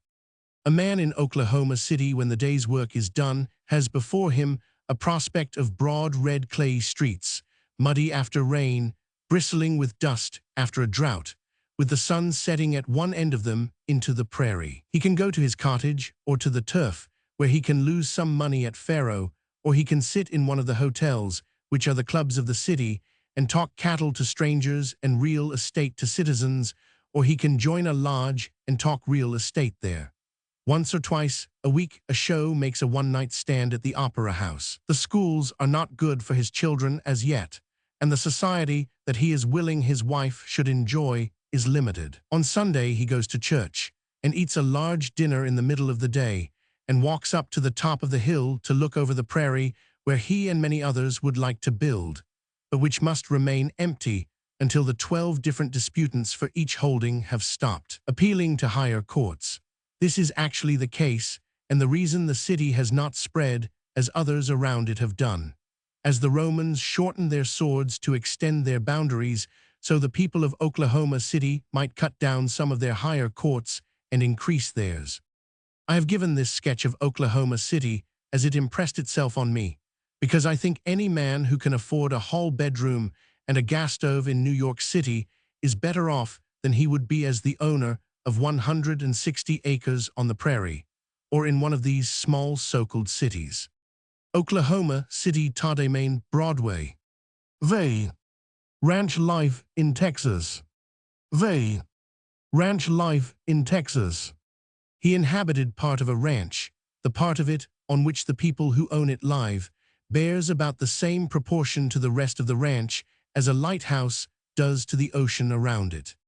And to an Eastern man, it appears almost as lonely. Some lighthouses are isolated in the ocean, some stand in bays, and some in harbors, and in the same proportion, the ranches in Texas differ in size, from principalities to farms no larger than those around Jersey City. The simile is not altogether exact, as there are small bodies of men constantly leaving the ranch house and wandering about over the range, sleeping wherever night catches them, and in this way different parts of the ranch are inhabited as well as the house itself. It is as if the lighthouse keeper sent out a great number of rowboats to look after the floating buoys or to catch fish, and the men in those boats anchored whenever it grew dark, and returned to the lighthouse variously as best suited their convenience or their previous orders. But it is the loneliness of the life that will most certainly first impress the visitor from closely built blocks of houses. Those who live on the ranches will tell you that they do not find it lonely, and that they grow so fond of the great breezy pastures about them that they become independent of the rest of mankind, and that a trip to the city once a year to go to the play and to shop is all they ask from the big world. Lying outside of the barbed wire fences, I am speaking now of those ranchers only who live on the range, and not of those who hire a foreman and spend their time and money in the San Antonio Club. They are no more ranchmen than the absentee landlord who lives in his London house is a gentleman farmer. The largest ranch in the United States, and probably in the world, owned by one person, is in Texas and belongs to Mrs. Richard King, the widow of Captain Richard King. It lies 4 to 5 miles south of Corpus Christi. The ladies who come to call on Mrs. King drive from her front gate over as good a road as any in Central Park for 10 miles before they arrive at her front door, and the butcher and baker and iceman, if such existed, would have to drive 30 miles from the back gate before they reached her kitchen. This ranch is bounded by the Corpus Christi Bay for 40 miles and by barbed wire for 300 miles more. It covers 700,000 acres in extent, and 100,000 head of cattle and 3,000 broodmares wander over its different pastures. The ranch house of the King Ranch, the largest range owned by one individual in the United States. The thing that the wise man from the East cannot at first understand is how the 100,000 head of cattle wandering at large over the range are ever collected together. He sees a dozen or more steers here, a bunch of horses there, and a single steer or two a mile off, and even as he looks at them they disappear in the brush, and as far as his chance of finding them again would be, they might as well stand 40 miles away at the other end of the ranch. But this is a very simple problem to the ranchman. Mr. Kleberg, for instance, receives an order from a firm in Chicago calling for 1,000 head of cattle. The breed of cattle which the firm wants is grazing in a corner of the range, fenced in by barbed wire, and marked pale blue for convenience on a beautiful map blocked out in colors, like a patchwork quilt, which hangs in Mr. Kleberg's office. When the order is received, he sends a Mexican on a pony to tell the men near that particular pale blue pasture to round up 1,000 head of cattle, and at the same time directs his superintendent to send in a few days as many cowboys to that pasture as are needed to hold 1,000 head of cattle on the way to the railroad station. The boys on the pasture, which we will suppose is 10 miles square, will take 10 of their number and 5 extra ponies apiece, which one man leads, and from one to another of which they shift their saddles as men do in polo, and go directly to the water tanks in the 10 square miles of land. A cow will not often wander more than 2.5 miles from water, and so, with the water tank, which on the King Ranch may be either a well with a windmill or a dammed cannon full of rainwater as a rendezvous, the finding of the cattle is comparatively easy, and 10 men can round up 1,000 head in a day or two.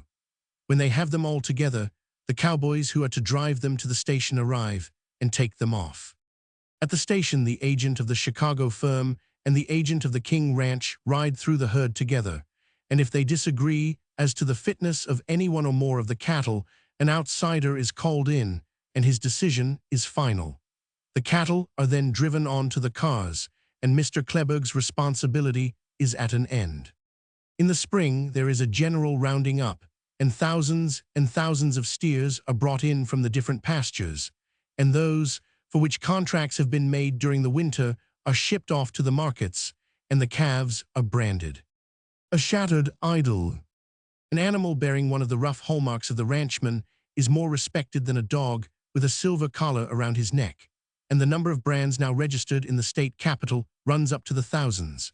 On some ranches, each of the family has his or her special brand, and one young girl who came out in New York last winter is known throughout Lower Texas only as the owner of the Triangle brand, and is much respected in consequence, as it is borne by thousands of wandering cattle. The separating of the cattle at the spring roundup is accomplished on the King Ranch by means of a cutting pen, a somewhat ingenious trap at the end of a chute. One end of this chute opens on the prairie, and the other runs into 4 different pens guarded by a swinging gate, so hung that by a movement of the foot by the man sitting over the gate, the chute can be extended into any one of the 4 pens.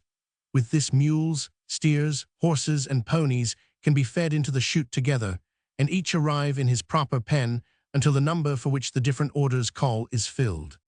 It is rather difficult to imagine one solitary family occupying a territory larger than some of the eastern states, an area of territory that would in the east support a state capital, with a governor and legislature, and numerous small towns, with competing railroad systems and rival baseball nines. And all that may be said of this side of the question of ranch life is that when we are within Mrs. King's house, we would imagine it was one of 20 others touching shoulder to shoulder on Madison Avenue, and that the distant cry of the coyotes at night is all that tells us that the hansoms are not rushing up and down before the door, snapping a rope on a horse's foot. The ranches that stretch along and away from the Rio Grande River are very different from this. They are owned by Mexicans, and every one on the ranch is a Mexican. The country is desolate here, and dead and dying cattle are everywhere. No rancher, whether he has 50,000 or 500 head of cattle, will ever attempt to help one that may be ailing or dying. This seems to one who has been taught the value of 3 acres and a cow the height of extravagance, and to show lack of feeling. But they will all tell you it is useless to try to save a starving or a sick animal, and also that it is not worth the trouble. There are so many more. In one place I saw where a horse had fallen on the trail, and the first man who passed had driven around it, and the next, until a new trail was made, and at the time I passed over this new trail, I could see the old one showing through the ribs of the horse's skeleton. In the East, I think, they would have at least pulled the horse out of the road. But a live horse or steer is just as valuable in Texas as in the East, even more so. The conductor on the road from Corpus Christi sprang from his chair in the baggage car one day and shouted to the engineer that he must be careful, for we were on Major Fenton's range and must look out for the Major's prize bull, and the train continued at half speed accordingly until the conductor espied the distinguished animal well to the left and shouted, "All right, Bill, we've passed him, let her out." Around San Antonio are many ranches. These are more like large farms, and there are high trees and hills and a wonderful variety of flowers. There are also antelope and wild fowl for those who love to hunt, and the scalp of a coyote brings 50 cents to those who care for money, for the coyotes pull down the young calves. The life on the range is not at all lonely here, for the women on the ranch do not mind riding in 12 miles to a dance in San Antonio, and there are always people coming out from town to remain a day or two. The more successful of these ranches are like English country houses in their free hospitality and in the constant changing of the guests. Hillingdon Ranch. Of the New York men who came on to San Antonio, the 2 Jacob boys are more frequently and more heartily spoken of by the Texans than almost any other Eastern men who have been there. They did not, as the others so often do, hire a foreman and spend their days in the San Antonio Club, but rode the ranch themselves, and could cut out and brand and rope with any of those born on a range. Their ranch, the Santa Marta, still flourishes, although they have become absentee landlords and have given up chasing wild steers in Texas in favor of the foxes at Rockaway. A ranch which marks the exception in the rule of failures of our English cousins is that of Alfred Giles in Kendall and Kerr counties. It covers about 13,000 acres, and a very fine breed of polled Angus cattle are bred on it. Indeed, the tendency all over Texas at present is to cultivate certain well-known breeds, and not, as formerly, to be content with the famous longhorn steer and the Texan pony. Mr. Giles' ranch, the Hillingdon, looks in the summer, when the imported Scotch cattle are grazing over it, like a bit out of the lake country. Walnut, cherry, ash, and oak grow on this ranch, and the maidenhair fern is everywhere, and the flowers are boundless in profusion and variety. The coming of the barbed wire fence and the railroad killed the cowboy as a picturesque element of recklessness and lawlessness in southwest Texas. It suppressed him and localized him and limited him to his own range and made his revolver merely an ornament. Before the barbed wire fence appeared, the cattle wandered from one range to another, and the man of 15,000 acres would overstock, knowing that when his cattle could not find enough pasturage on his range, they would move over to the range of his more prosperous neighbor. Consequently, when the men who could afford it began to fence their ranges, the smaller owners who had overbred saw that their cattle would starve, and so cut the fences in order to get back to the pastures which they had used so long. This and the shutting off of water tanks and of longest trails brought on the barbed wire fence wars, which raged long and fiercely between the cowboys and fencemen of rival ranches and the Texas Rangers. The barbed wire fences did more than this. They shut off the great trails that stretched from Corpus Christi through the panhandle of Texas and on up through New Mexico and Colorado and through the Indian Territory to Dodge City. The coming of the railroad also made this trailing of cattle to the market superfluous and almost destroyed one of the most remarkable features of the West. This trail was not, of course, an actual trail and marked as such, but a general driveway 40 miles wide and thousands of miles long. The herds of cattle that were driven over it numbered from 300 to 3,000 head and were moving constantly from the early spring to the late fall. Fixing a break in the wire fence. An outfit for this expedition would consist of as many cowboys as were needed to hold the herd together, a wagon with the cook and the tents, and extra ponies for the riders. In the morning, the camp wagon pushed on ahead to a suitable resting place for the night, and when the herd arrived later, moving, on an average, 15 miles a day and grazing as it went, the men would find the supper ready and the tents pitched. And then those who were to watch that night would circle slowly around the great army of cattle, driving them in closer and closer together and singing as they rode to put them to sleep. This seems an absurdity to the Eastern mind, but the familiar sounds quieted and satisfied these great stupid animals that can be soothed like a child with a nursery rhyme, and when frightened cannot be stopped by a river. The boys rode slowly and patiently until one and then another of the herd would stumble clumsily to the ground, and others near would follow, and at last the whole great herd would be silent and immovable in sleep. But the watchfulness of the sentries could never relax. Some chance noises, shaking of a saddle, some cry of a wild animal, or the scent of distant water carried by a chance breeze across the prairie, or nothing but sheer blind wantonness would start one of the sleeping mass to his feet with a snort, and in an instant the whole great herd would go tearing madly over the prairie, tossing their horns and bellowing, and filled with a wild, unreasoning terror. And then the skill and daring of the cowboy was put to its severest test, as he saw his master's income disappearing towards a cannon or a river, or to lose itself in the brush. And the cowboy who tried to head off and drive back this galloping army of frantic animals had to ride a race that meant his life if his horse made a misstep. And as the horse's feet often did slip, there would be found in the morning somewhere in the trail of the stampeding cattle a horrid mass of blood and flesh and leather.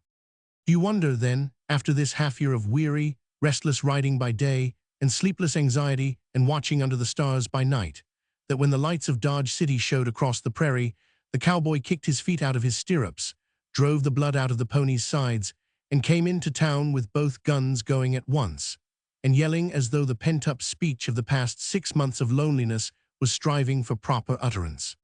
The cowboy cannot be overestimated as a picturesque figure.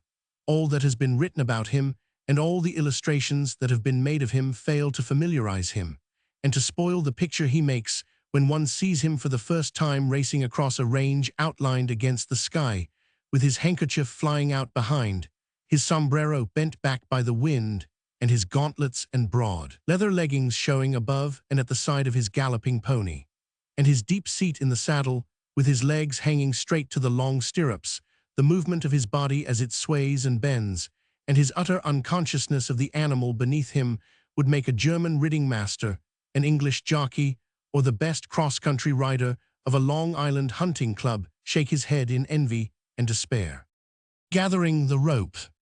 Although Mr. Kleberg's cowboys have been shorn of their pistols, their prowess as ropers still remains with them.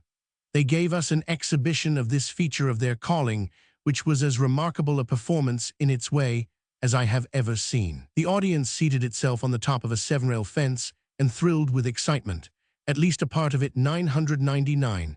I fancy Mr. Kleberg was slightly bored, but he was too polite to show it. 60 wild horses were sent into a pen 80 yards across and surrounded by the 7-rail fence. Into this, the cowboys came, mounted on their ponies, and at Mr. Kleberg's word lassoed whichever horse he designated. They threw their ropes as a man tosses a quoit, drawing it back at the instant it closed over the horse's head, and not, as the beginner does, allowing the noose to settle loosely and to tighten through the horse's effort to move forward. This roping was not so impressive as what followed, as the ropes were short, owing to the thick undergrowth, which prevents long throws, such as are made in the north, and as the pony was trained to suit its gait to that of the animal it was pursuing, and to turn and dodge with it, and to stop with both forefeet planted firmly when the rope had settled around the other horse's neck. Reaction equals action. It is almost impossible to describe the swiftness with which the rope moved. It seemed to skim across the ground as a skipping rope does when a child holds one end of it and shakes the rope up and down to make it look like a snake coiling and undulating over the pavement.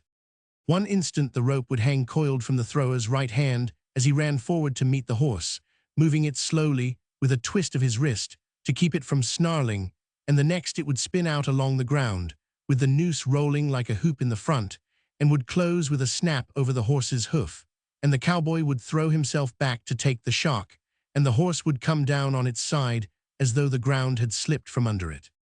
The roping around the neck was the easy tossing of a quoit. The roping around the leg was the angry snapping of a whip. There are thousands of other ranches in the United States besides those in Texas and other cowboys, but the general characteristics are the same in all, and it is only general characteristics that one can attempt to give. Roman 6. On an Indian reservation. Roman 6. On an Indian reservation. The American Indian may be considered either seriously or lightly, according to one's inclination and opportunities. He may be taken seriously, like the Irish question, by politicians and philanthropists, or lightly, as a picturesque and historic relic of the past, as one regards the beefeaters, the Tower, or the fishwives at Scheveningen. There are a great many Indians and a great many reservations, and some are partly civilized and others are not, and the different tribes differ in speech and manner of life, as widely as in the South, the Clayator of Alabama differs from a gentleman of one of the first families of Virginia. Anyone who wishes to speak with authority on the American Indian must learn much more concerning him than the names of the tribes and the agencies. The Indian will only be considered here lightly and as a picturesque figure of the West. The Cheyenne type. Many years ago, the people of the East took their idea of the Indian from Cooper's novels and Hiawatha, and pictured him shooting arrows into herds of buffalo, and sitting in his wigwam with many scalplucks drying on his shield in the sun outside. But they know better than that now. Travelers from the West have told them that this picture belongs to the past, and they have been taught to look upon the Indian as a problem, and to consider him as either a national nuisance or as a much-cheated and illused brother. They think of him, if they think of him at all, as one who has fallen from his high estate, and who is a dirty individual hanging around agencies in a high hat and a red shirt with a whiskey bottle under his arm, waiting a chance to beg or steal. The Indian I saw was not at all like this, but was still picturesque, not only in what he wore, but in what he did and said, and was full of a dignity that came up at unexpected moments, and was as suspicious or trustful as a child.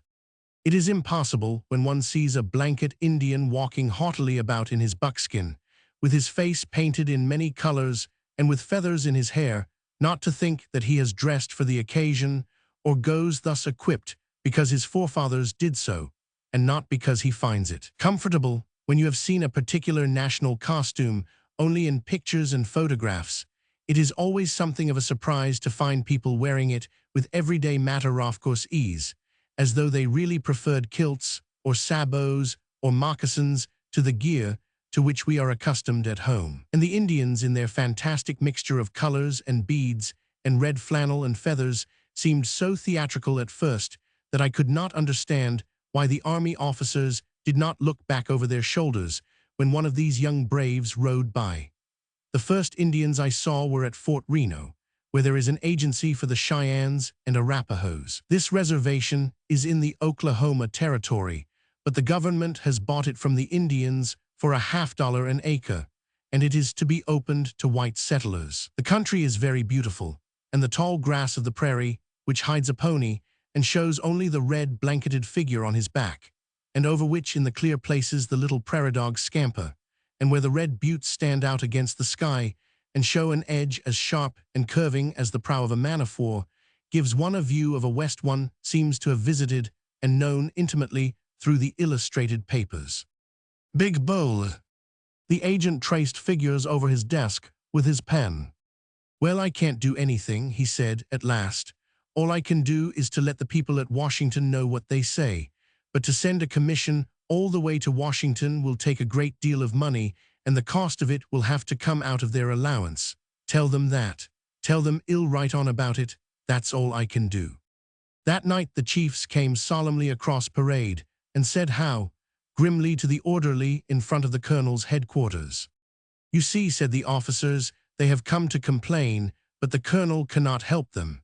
If Martin wants a war, he is going just the best way in the world to get it, and then we shall have to go out and shoot them, poor devils. I was very sorry to leave Fort Reno, not only on account of the officers there, but because the ride to Anadarko must be made in stages owned by a Mr. Williamson. This is not intended as an advertisement for Mr. Williamson's stages. He does not need it, for he is, so his drivers tell me, very rich indeed, and so economical that he makes them buy their own whips. Everyone who has traveled through the Indian Territory over Mr. Williamson's routes wishes that sad things may happen to him, but no one, I believe, would be so wicked as to hope he may ever have to ride in one of his own stages. The stagecoach of the Indian Territory lacks the romance of those that Dick Turpin stopped, or of the Deadwood coach, or of those that Yuba Bill drives for Bret Harte with 4 horses, with gamblers on top and road agents at the horses' heads. They are only low 4-wheeled wagons with canvas sides and top, and each revolution of the wheels seems to loosen every stick and nail, and throws you sometimes on top of the driver, and sometimes the driver on top of you. They hold together, though, and float bravely through creeks, and spin down the side of a cannon on one wheel, and toil up the other side on 2, and at such an angle that you see the sun bisected by the wagon tongue. At night the stage seems to plunge a little more than in the day, and you spend it in trying to sleep with your legs under the back seat and your head on the one in front, while the driver, who wants to sleep and cannot, shouts profanely to his mules and very near to your ear on the other side of the canvas. One of Williamson's stages. The Apache, Comanches, Delawares, and Towacamies drove their share off towards their camps. The Caddos and the Kiowas, who live near the agency and who were served last, killed theirs if they chose to do so as soon as they left the pen. A man in charge of the issue held a long paper in his hand and called out, Ekusko, Pinvunet, Husko, and Chanuchi, which meant that Red Bird, Large Looking Glass, The Bird, and Deer Head were to have the next 4 steers. His assistant, an Indian policeman, with God helps them who help themselves engraved on his brass buttons, with the figure of an Indian toiling at a plow in the center, repeated these names aloud. and designated which steer was to go to which Indian. The beef issue at Anadarko. The field grew thick with these miniature butcheries, the Winchesters cracking, and the spurts of smoke rising and drifting away, the dogs yelping, and the Indians wheeling in quick circles around the steer, shooting as they rode, and hitting the mark once in every half-dozen shots. It was the most unsportsmanlike and wantonly cruel exhibition I have ever seen. A bull in a ring has a fighting chance and takes it, but these animals, who were too weak to stand and too frightened to run, staggered about until the Indians had finished torturing them, and then, with eyes rolling and blood spurting from their mouths, would pitch forward and die. And they had to be quick about it, before the squaws began cutting off the hide while the flanks were still heaving. This is the view of a beef issue which the friend of the Indian does not like to take. He prefers calling your attention to the condition of the cattle served the Indian, and in showing how outrageously he is treated in this respect. The government either purchases steers for the Indians a few weeks before an issue, or 3 or 4 months previous to it, feeding them meanwhile on the government reservation. The latter practice is much more satisfactory to the contractor, as it saves him the cost and care of these cattle during the winter, and the inevitable loss which must ensue in that time through illness and starvation. Those I saw had been purchased in October and had been weighed and branded at that time with the government brand. They were then allowed to roam over the government reservation until the spring, when they had fallen off in weight from 1/2 to 1/3. They were then issued at their original weight. That is, a steer which in October was found to weigh 1,100 pounds, and which would supply 20 or more people with meat, was supposed to have kept this weight throughout the entire winter, and was issued at 1,100, although it had not 300 pounds of flesh on its bones. The agent is not to blame for this. This is the fault of the government, and it is quite fair to suppose that someone besides the contractor benefits by the arrangement. When the beef is issued 2 weeks after the contract has been made, it can infrequently is rejected by the army officer in charge of the issue if he thinks it is unfit. But the officers present at the issue that I saw were as helpless as they were indignant, for the beef had weighed the weight credited to it once when it was paid for, and the contractor had saved the expense of keeping it, and the Indian received just 1/5 of the meat due him, and for which he had paid in land. Fort Sill, which is a day's journey in a stage from Anadarko, is an 8-company post situated on the tableland of a hill, with other hills around it, and is, though somewhat inaccessible, as interesting and beautiful a spot to visit as many others which we cross the ocean to see. I will be able to tell why this is so when I write something later about the army posts. There are any number of Indians here, and they add to the post a delightfully picturesque and foreign element. L Troop of the 7th Cavalry, which is an Indian troop, is the nucleus around which the other Indians gather. The troop is encamped at the foot of the hill on which the post stands. It shows the Indian civilized by uniform, and his Indian brother uncivilized in his blanket and war paint. And although I should not like to hurt the feelings of the patient, enthusiastic officers who have enlisted the Indians for these different troops for which the government calls, I think the blanket Indian is a much more warlike-looking and interesting individual.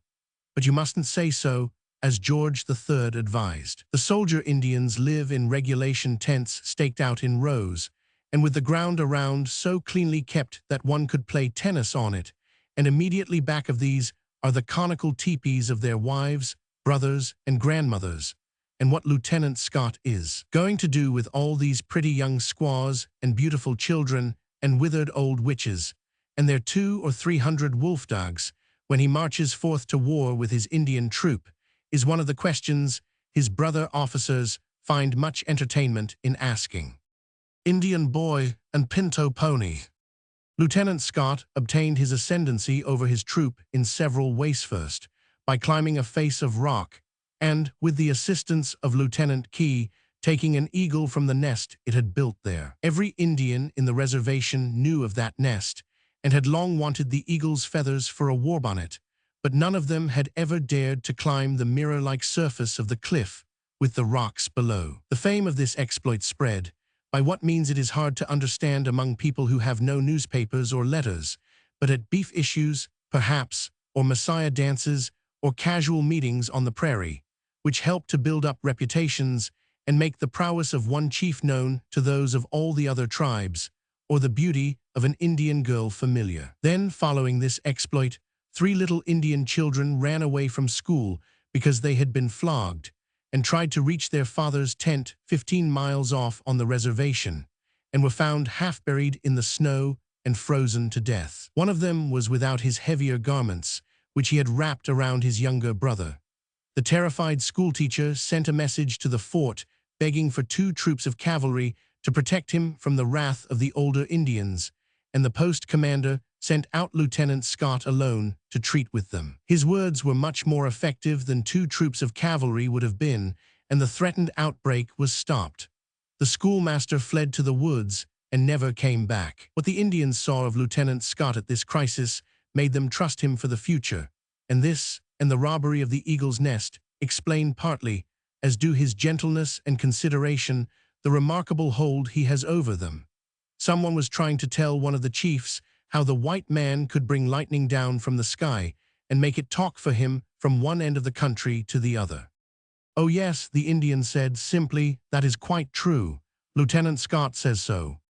But what has chiefly contributed to make the lieutenant's work easy for him is his knowledge of the sign language, with which the different tribes, though speaking different languages, can communicate one with the other. He is said to speak this more correctly and fluently than any other officer in the army, and perhaps any other white man. It is a very curious language. It is not at all like the deaf and dumb alphabet, which is an alphabet and is not pretty to watch.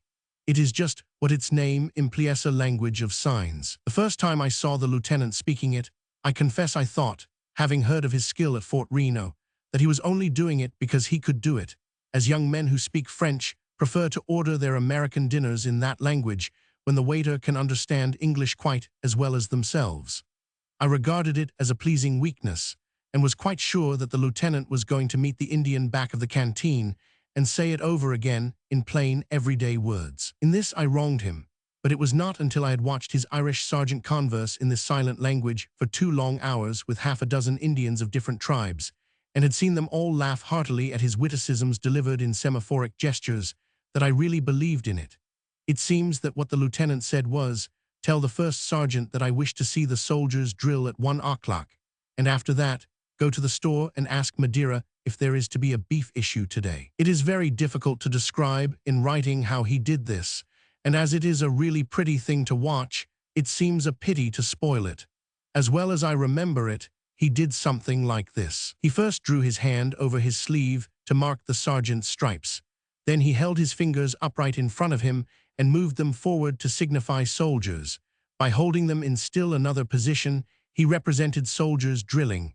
Then he made a spyglass out of his thumb and first finger and looked up through it at the skythighs represented the sun at 1 o'clock. After that was a quick cut in the air. The store was an interlacing of the fingers to signify a place where one thing met or was exchanged for another. Madeira he named. Beef was a turning up of the fingers to represent horns, and how he represented issue I have no idea. It is a most curious thing to watch, for they change from one sign to the other with the greatest rapidity. I always regarded it with great interest as a sort of game, and tried to guess what the different gestures might mean. Some of the signs are very old, and their origin is as much in dispute as some of the lines in the first folios of Shakespeare, and have nearly as many commentators. All the Indians know these signs, but very few of them can tell how they came to mean what they do. To go to war, for instance, is shown by sweeping the right arm out with the thumb and first finger at right angles. This comes from an early custom among the Indians of carrying a lighted pipe before them when going on the warpath. The thumb and finger in that position are supposed to represent the angle of the bowl of the pipe and the stem. I visited a few of the Indian schools when I was in the territory and found the pupils quite learned. The teachers are not permitted to study the Indian languages, and their charges in consequence hear nothing but English, and so pick it up the more quickly. The young women who teach them seem to labor under certain disadvantages. One of them was reading the English lesson from a United States history intended for much older children, grown-up children. In fact, and explained that she had to order and select the school books she used from a list furnished by the government, and could form no opinion of its appropriateness until it arrived. A Kiowa maiden. It is quite too presumptuous to suggest any opinion on the Indian question when one has only lived with them for 3 weeks, but the experience of others who have lived with them for 30 years is worth repeating. You will find that the individual point of view regarding the Indian is much biased by the individual interests. A man told me that in his eyes no one under heaven was better than a white man, and if the white man had to work for his living, he could not see why the Indian should not work for his. I asked him if he thought of taking up Indian land in the territory when it was open in the spring, and he said that was his intention and why. The officers are the only men who have absolutely nothing to gain, make, or lose by the Indians, and their point of view is accordingly the fairest, and they themselves say it would be a mistake to follow the plan now under consideration of placing officers in charge of the agencies. This would at once strip them of their present neutral position, and as well open to them the temptation which the control of many thousands of dollars worth of property entails, where the recipients of this property are as helpless and ignorant as children. They rather favor raising the salary of the Indian agent from $2,000 to $10,000, and by so doing bring men of intelligence and probity into the service, and destroy at the same time the temptation to make something out of the office. It may have been merely an accident, but I did not meet with one officer in any of the army posts who did not side with the Indian in his battle for his rights with the government. As for the agents, as the people say in the West, they are not here for their health. The Indian agents of the present day are, as everyone knows, political appointments, and many of them not aller men who at home would keep their corner grocery or liquor store, and who would flatter and be civil to every woman in the neighboring tenement who came for a pound of sugar or a pitcher of beer. These men are suddenly placed in the control of hundreds of sensitive, dangerous, semi-civilized people, whom they are as capable of understanding as a Bowery boy would be of appreciating an Arab of the desert. The agents are not the only people who make mistakes. Some friend mailed me a book the other day on Indian reservations, in order that I might avoid writing what has already been written. I read only one page of the book, in which the author described his manner of visiting the Indian encampments. He would drive to one of these in his ambulance, and upon being informed that the chiefs were waiting to receive him in their tents, would bid them meet him at the next camp, to which he would drive rapidly and there make the same proposition. He would then stop his wagon 3 miles away on the prairie and wait for the chiefs to follow him to that point. What his object was in this exhibition, with which he seemed very well satisfied, he only knows. Whether it was to teach the chiefs they were not masters in their own camps, or that he was a most superior person, I could not make out, but he might just as effectively have visited Washington and sent the president word he could not visit him at the White House, but that he would grant him an interview at his hotel. I wonder just how near this superior young man got to the Indians, and just how wide they opened their hearts to him. There was an Indian agent on seat was not long ago, but there is no need to give dates or names, for the man is dead who, when the Indians asked him to paint the wagons with which the government furnished them through him in return for their land red instead of green, answered that he would not pander to their absurdly barbaric tastes. Only he did not say absurdly. He was a man who had his own ideas about things and who was not to be fooled, and he was also a superior person who preferred to trample on rather than to understand the peculiarities of his wards. So one morning, this agent and his wife and children were found hacked to pieces by these wards with barbaric tastes, and the soldiers were called out and shot many of the Indians, and many white women back of the barracks and on the line itself are now wearing mourning, and several officers got there. First bar, it would seem from this very recent incident, as well as from many others of which one hears, that it would be cheaper in the end to place agents over the Indians with sufficient intelligence to know just when to be firm and when to compromise in a matter, for instance, that of painting a wagon red. Romans 7. A civilian at an army post. Romans 7. A civilian at an army post. The army posts of the United States are as different one from another as the stations along the line of a great railroad system. There is the same organization for all, and the highest officers govern one as well as the other. But in appearance and degree of usefulness and local rule, they are as independent and yet as dependent, and as far apart in actual miles as the Grand Central Depot in New York, with its 20 tracks and as many ticket windows and oak-bound offices and greatest after-dinner orator, is distant from the section house at the unfinished end of a road somewhere on the prairie.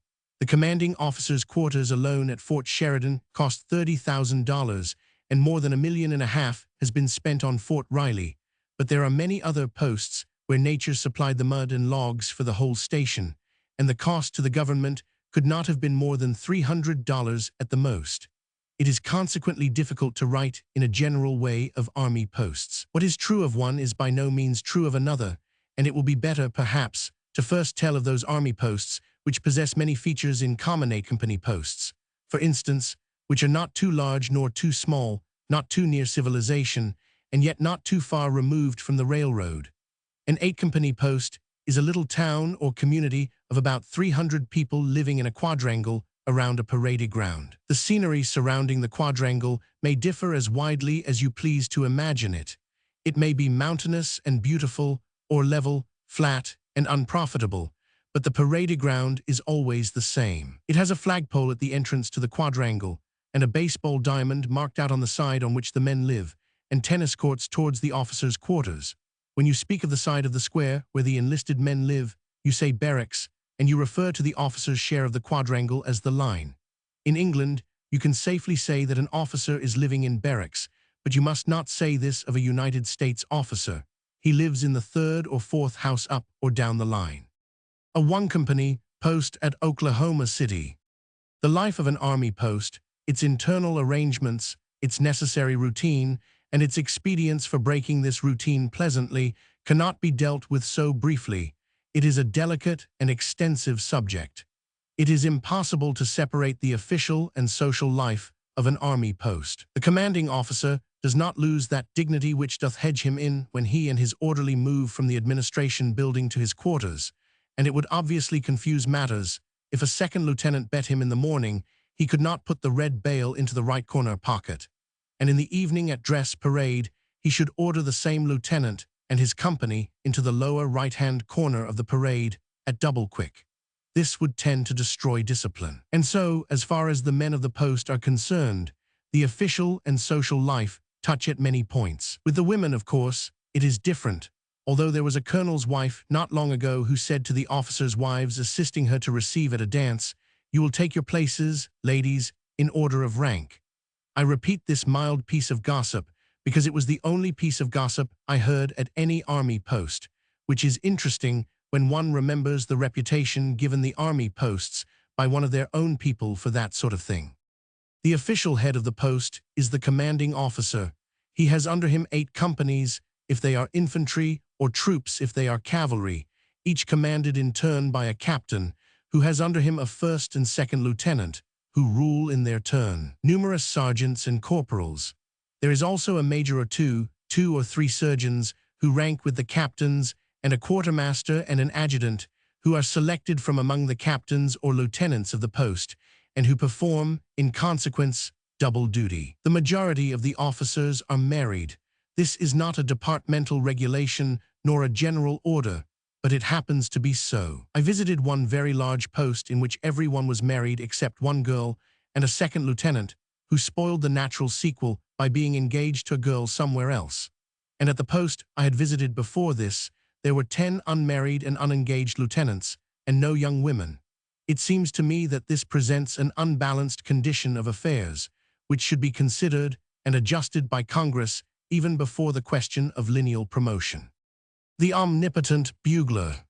He is a wonderful man, and possessed of a vast and intricate knowledge, but his position in the post is very much like that of a baseball umpire's on the field, for he is never thanked if he does well, and is abused by everyone on principle, and he is never free. At the very minute he is lifting the green mint to his lips, his host will say, "By the way, my striker tells me that last piece of stovepipe you furnished us does not fit by 2 inches.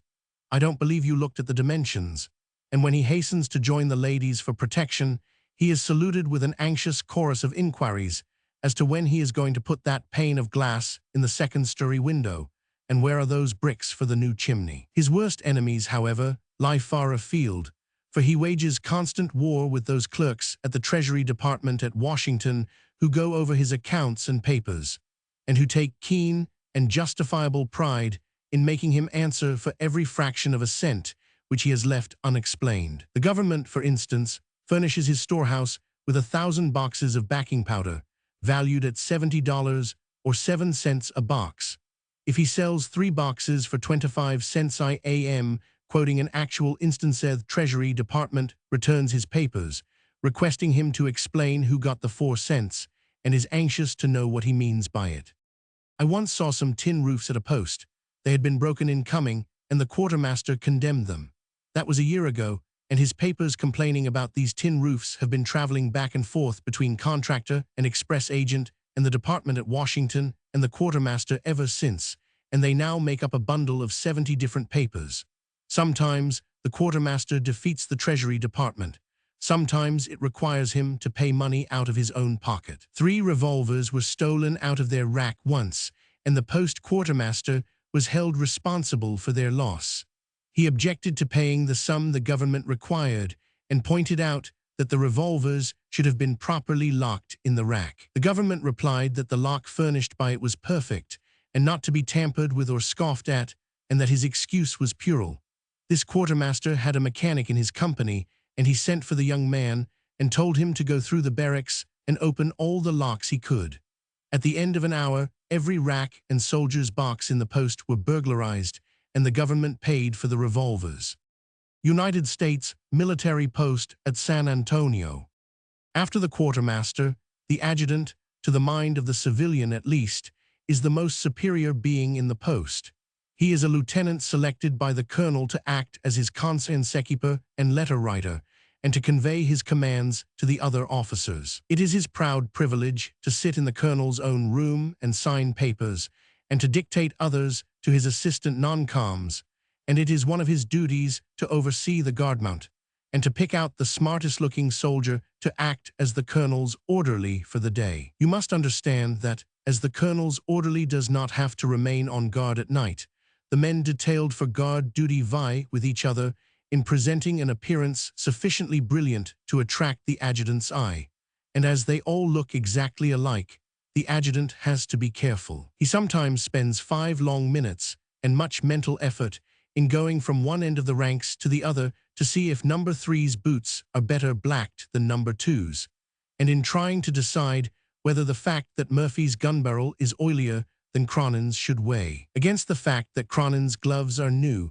while Murphy's are only fresh from the wash, both having tied on the condition of their cartridges, which have been rubbed to look like silver, and which must be an entirely superfluous nicety to the Indian who may eventually be shot with them. This is one of the severest duties of an adjutant's routine, and after having accompanied one of them through one of these prize exhibitions, I was relieved to hear him confess his defeat by telling the sergeant that Cronin and Murphy could toss for it. Another perquisite of the adjutant's is his right to tell his brother officers at mess, in a casual way, that they must act as officer of the day or officer of the guard, or relieve Lieutenant Key while he goes quail hunting, or take charge of Captain Blank's troop of raw recruits until the captain returns to their relief. To be able to do this to men who outrank you and who are much older than yourself, and just as though the orders came from you direct, must be a great pleasure, especially as the others are not allowed the satisfaction of asking, "Who says I must?" or "What's the matter with your doing it yourself?" These are the officials of the post. The unofficials, the wives and the children, make the social life whatever it is. United States cavalryman in full dress. The life impresses a stranger as such a peaceful sort of an existence that he thinks that must be its chief and great attraction, and that which makes the army people, as they call themselves, so well content. It sounds rather absurd to speak of an army post of all places in the world as peaceful, but the times are peaceful now, and there is not much work for the officers to do, and they enjoy that blessing which is only to be found in the army and in the church, of roam off having one's life laid out for one by others, and in doing what one is told, and in not having to decide things for oneself. You are sure of your home, of your income, and you know exactly what is going to be your work a month or 5 years later. You are not dependent on the rise of a certain stock, nor the slave of patients or clients, and you have more or less responsibility according to your rank, and responsibility is a thing every man loves. If he has that, and his home and children, a number of congenial people around him, and good hunting and fishing, it would seem easy for him to be content. It is different with his wife. She may unconsciously make life very pleasant for her husband or very uncomfortable, in ways that other women may not. If she leaves him and visits the East to see the new gowns, or the new operas, or her own people, she is criticized as not possessing a truly wifely spirit, and her husband is secretly pitied, and he knows it and resents it for his wife's sake. While on the other hand, if she remains always at the post, he is called a selfish fellow, and his wife's people at home in the East think ill of him for keeping her all to himself in that wilderness. United States Military Post Infantry Parade. Fort Sam Houston at San Antonio is one of the 3 largest posts in the country, and is in consequence one of the heavens towards which the eyes of the Army people turn. It is only 20 minutes from the city, and the weather is mild throughout the year, and in the summer there are palm trees around the houses, and white uniforms which are unknown to the posts farther north, and which are as pretty as they are hard to keep clean, make the parade ground look like a cricket field. They have dances at this post twice a month, the regimental band furnishing the music, and the people from town helping out the sets, and the officers in uniforms with red, white, and yellow stripes. A military ball is always very pretty, and the dancing hall at Houston is decorated on such occasions with guidons and flags, and palms and broad-leaved plants, which grow luxuriously everywhere and cost nothing. I went directly from this much-desired post to the little one at Oklahoma City, which is a one-company post, and where there are no semi-monthly dances or serenades by the band, but where, on the other hand, the officers do not stumble over an enlisted man at every step who has to be saluted, and who stands still before them, as though he meant to hold them up or ask his way until he is recognized. The post at Oklahoma City is not so badly off, even though it is built of logs and mud, for the town is nearby and the men get leave to visit it when they wish. But it serves to give one an idea of the many other one-company posts scattered in lonely distances along the borders of the frontier, where there are no towns, and where every man knows what the next man is going to say before he speaks. Single companies, which the government has dropped out there, and which it has apparently forgotten, as a man forgets the book he has tucked away in his shelf to read on some rainy day. They will probably find they are remembered when the rainy days come. Fort Sill, in the Oklahoma Territory, is one of the 8 company posts. I visited several of these and liked them better than those nearer the cities, but then I was not stationed there. The people at these smaller, isolated posts seem to live more contentedly together. There is not enough of them to separate into cliques or sets, as they did at the larger stations, and they were more dependent one upon another.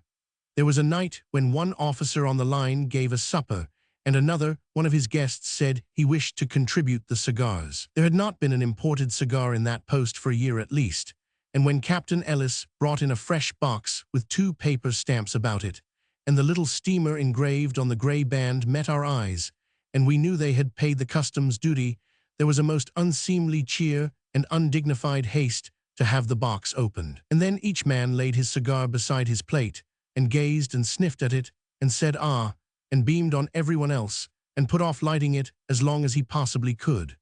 That was a memorable night, and I shall never sufficiently thank Captain Ellis for that cigar, and for showing me how little we of the East appreciate the little things we have always with us, and which become so important when they are taken away. Fort Houston at San Antonio Officers' Quarters. The Barracks, Fort Houston. I do not know how the people of Fort Sill will like having their home advertised in this way, but it seems a pity others should not enjoy following Colonel Jones over the prairie after jackrabbits. We started 4 of them in 1 hour, and that is a very good sport when you have a field of 20 men and women and a pack of good hounds. The dogs of Colonel Jones were not as fast as the rabbits, but they were faster than the horses, and so neither dogs nor rabbits were hurt.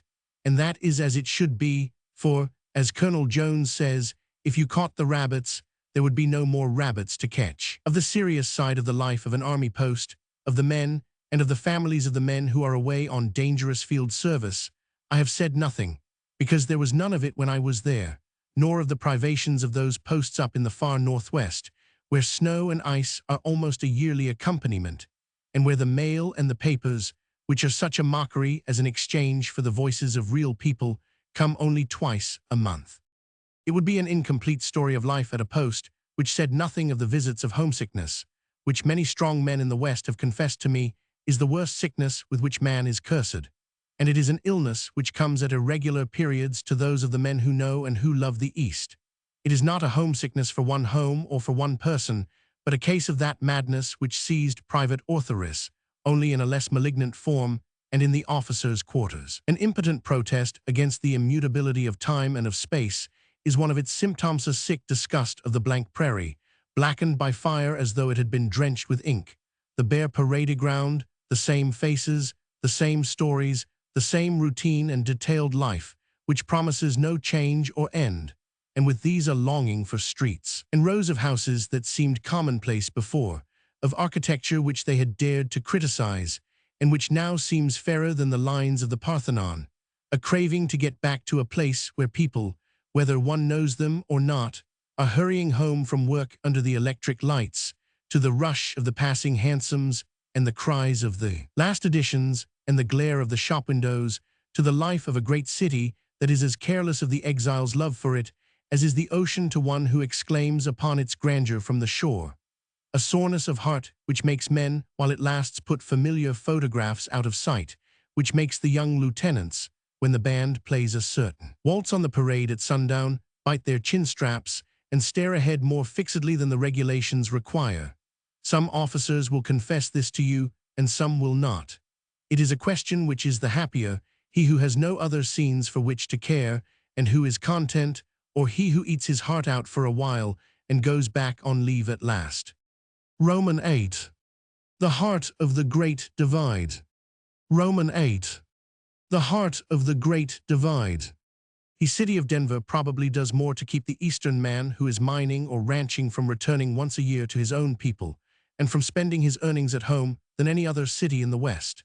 It lays its charm upon him and stops him halfway, and he decides that the journey home is rather long, and puts it off until the next year, and again until the next, until at last he buys a lot and builds a house, and only returns to the East on his wedding journey. Denver appeals to him more than do any of these other cities, for the reason that the many other Eastern men who have settled there are turning it into a thoroughly Eastern city, a smaller New York, in an encircling range of white-capped mountains. If you look up at its towering office buildings, you can easily imagine yourself, were it not for the breadth of the thoroughfare, in downtown New York, and though the glimpse of the mountains at the end of the street, in place of the spars and mastheads of the East and North rivers, undeceives you, the mud at your feet serves to help out the delusion. Denver is a really beautiful city, and this, I am sure, few people in New York will believe it has the worst streets in the country. Their mud or their dust, as the season wills it, is the one blot on the city's fair extent. It is as if the city fathers had served a well-appointed dinner on a soiled tablecloth. But they say they will arrange all that in time.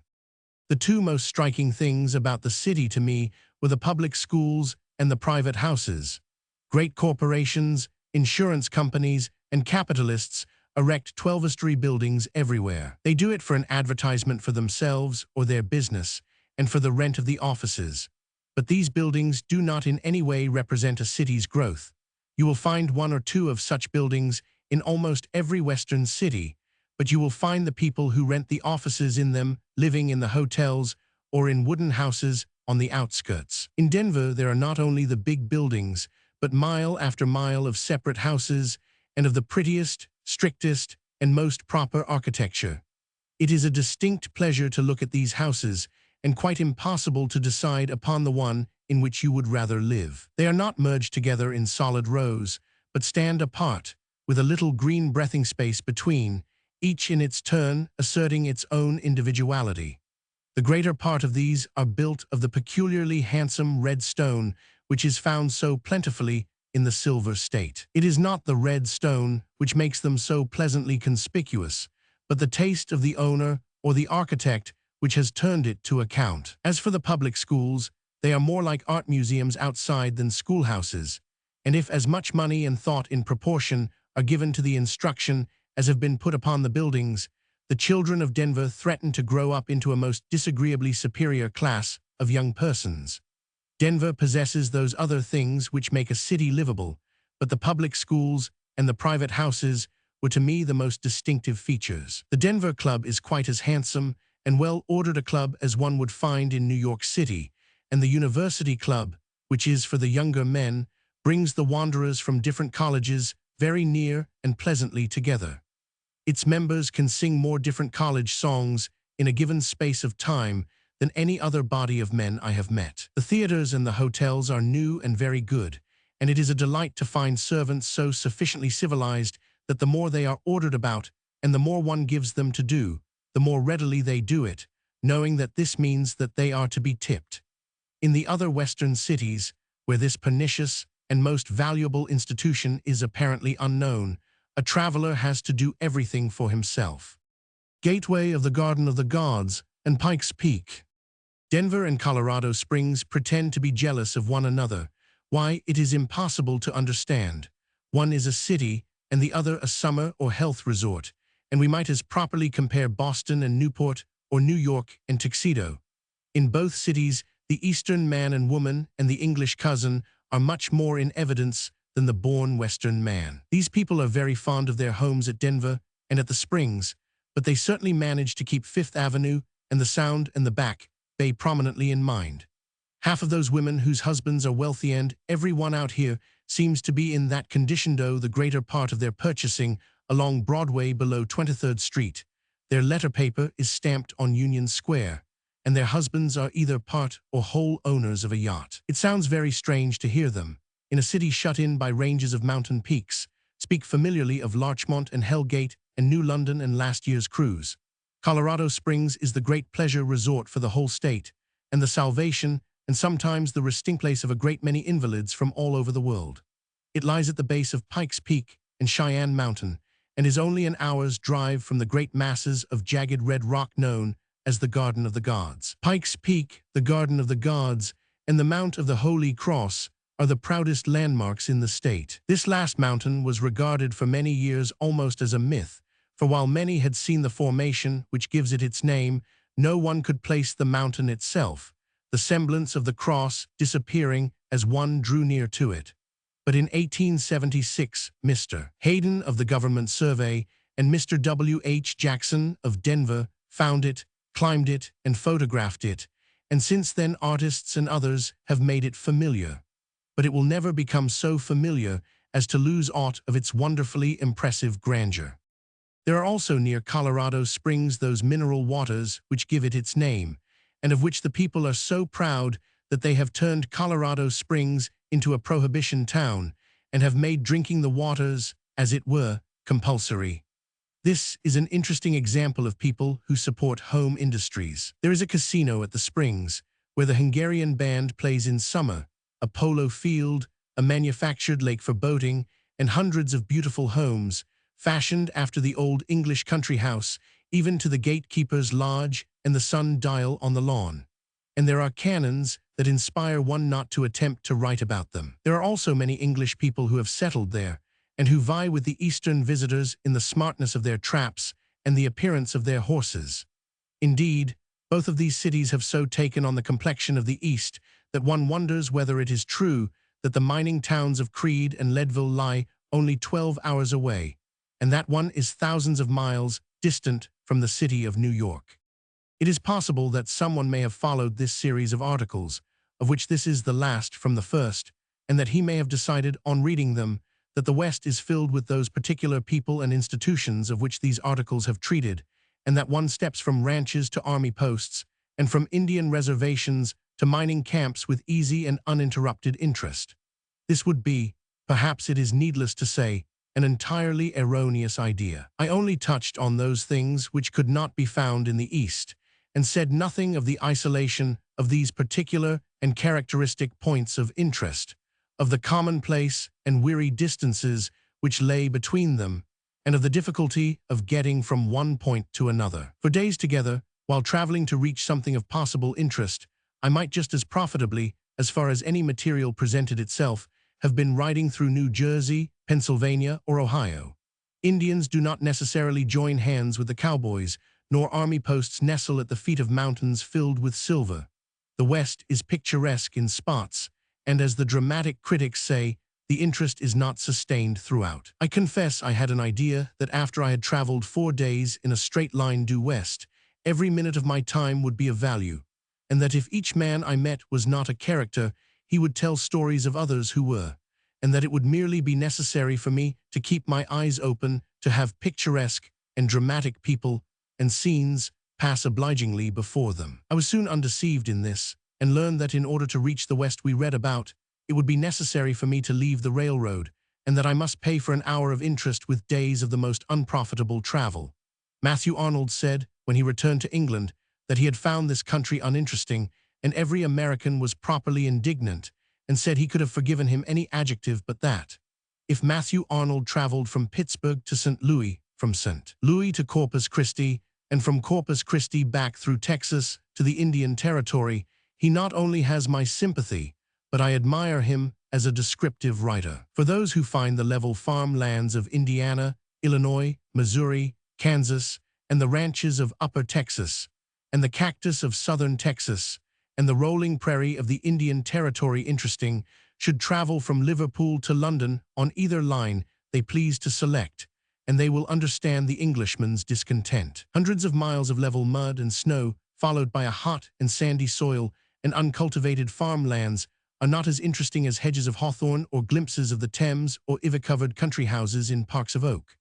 The soldiers who guard this land, the Indians who are being crowded out of it, and the cowboys who gallop over it and around their army of cattle are interesting, but they do not stand at the railroad stations to be photographed and to exhibit their peculiar characteristics. Within the gates, Garden of the Gods. You may, while traveling in the West, enjoy the picturesque excitement of being held up by train robbers, but you are in much more constant danger of being held up by commercial travelers and native Western men who demand that you stand and deliver your name, your past history, your business, and your excuse for being where you are. Neither did I find the West teeming with characters. I heard of them, and indeed the stories of this or that pioneer or desperado are really the most vivid and most interesting memories I have of the trip. But these men have been crowded out, or have become rich and respectably commonplace, or have been shot, as the case may be. I met the men who had lynched them or who remembered them, but not the men themselves. They no longer overrun the country. They disappeared with the buffalo, and the West is glad of it, but it is disappointing to the visitor. The men I met were men of business, who would rather talk of the new courthouse with the lines of the sod still showing around it than of the Indian fights and the killing of the bad men of earlier days when there was no courthouse, and when the Vigilance Committee was a necessary evil. These were well-posted and well-informed citizens, and if there is one being I dread and fly from, it is a well-posted citizen. Polo above the snowline at Colorado Springs. The proportion of young English gentlemen who are roughing it in the West far exceeds that of the young Americans. This is due to the fact that the former have never been taught a trade or profession, and in consequence, when they have been cheated of the money they brought with them to invest, have nothing but their hands to help them, and so take to driving horses or branding cattle or digging in the streets, as one graduate of Oxford, sooner than write home for money, did in Denver. He is now teaching Greek and Latin in one of our colleges. The manner in which visiting Englishmen are robbed in the West, and the quickness with which some of them take the lesson to heart and practice it upon the next Englishman who comes out, or upon the prosperous Englishman already there, would furnish material for a book full of pitiful stories. And yet one cannot help smiling at the wickedness of some of these schemes.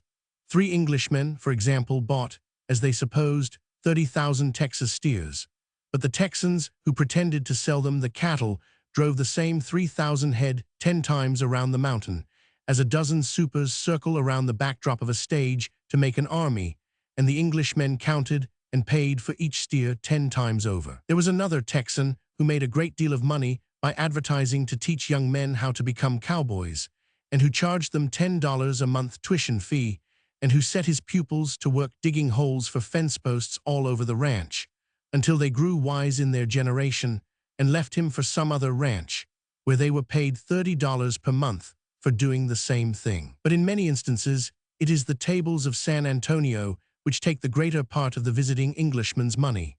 One gentleman, who for some time represented the Isle of Wight in the lower house, spent 3 modest fortunes in the San Antonio gambling houses, and then married his cook, which proved a most admirable speculation, as she had a frugal mind and took entire control of his little income. And when the Marquis of Aylesford died in Colorado, the only friend in this country who could be found to take the body back to England was his first cousin, who at that time was driving a hack around San Antonio.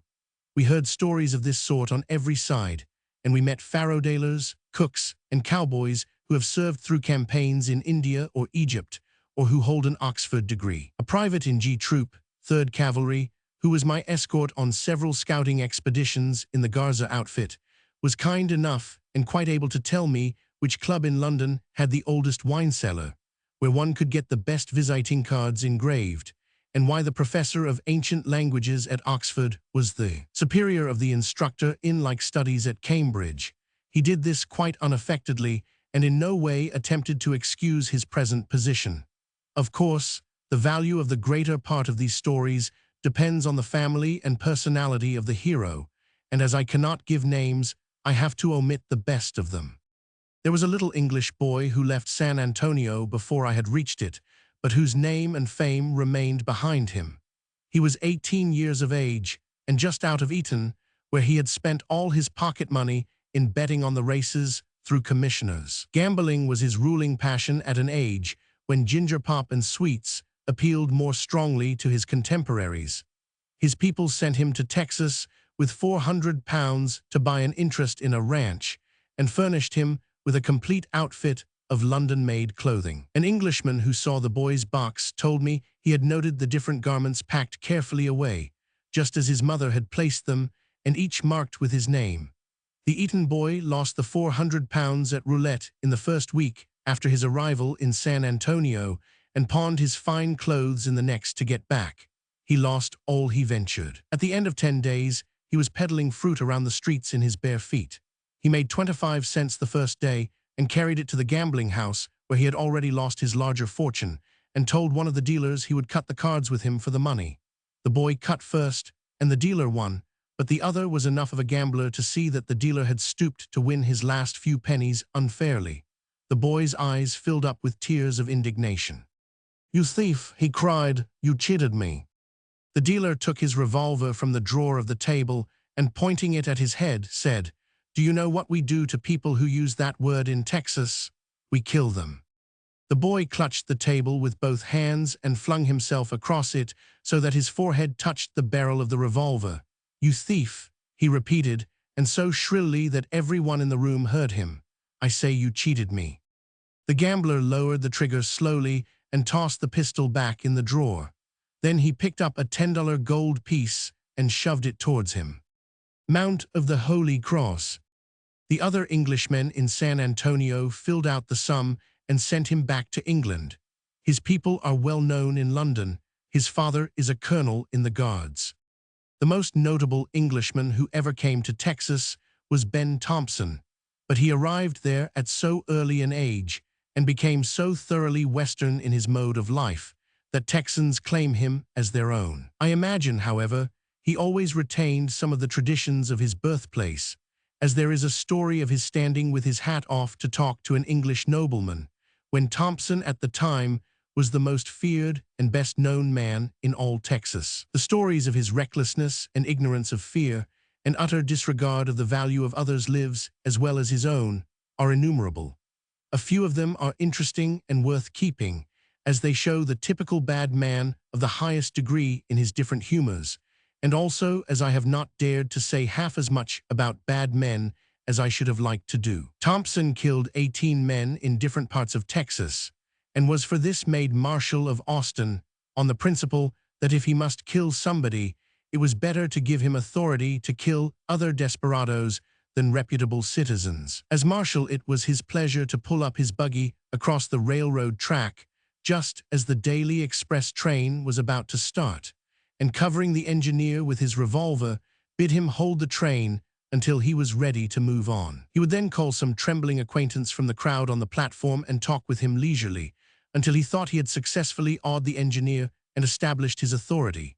Then he would pick up his reins and drive on, saying to the engineer, "You needn't think, sir, any corporation can hurry me."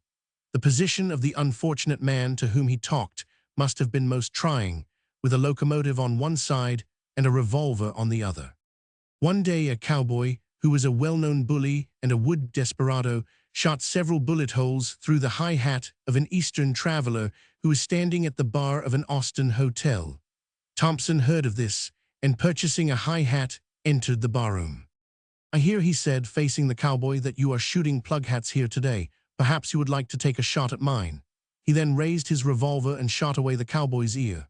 "I meant," he said, "to hit your ear. Did I do it?" The bully showed proof that he had.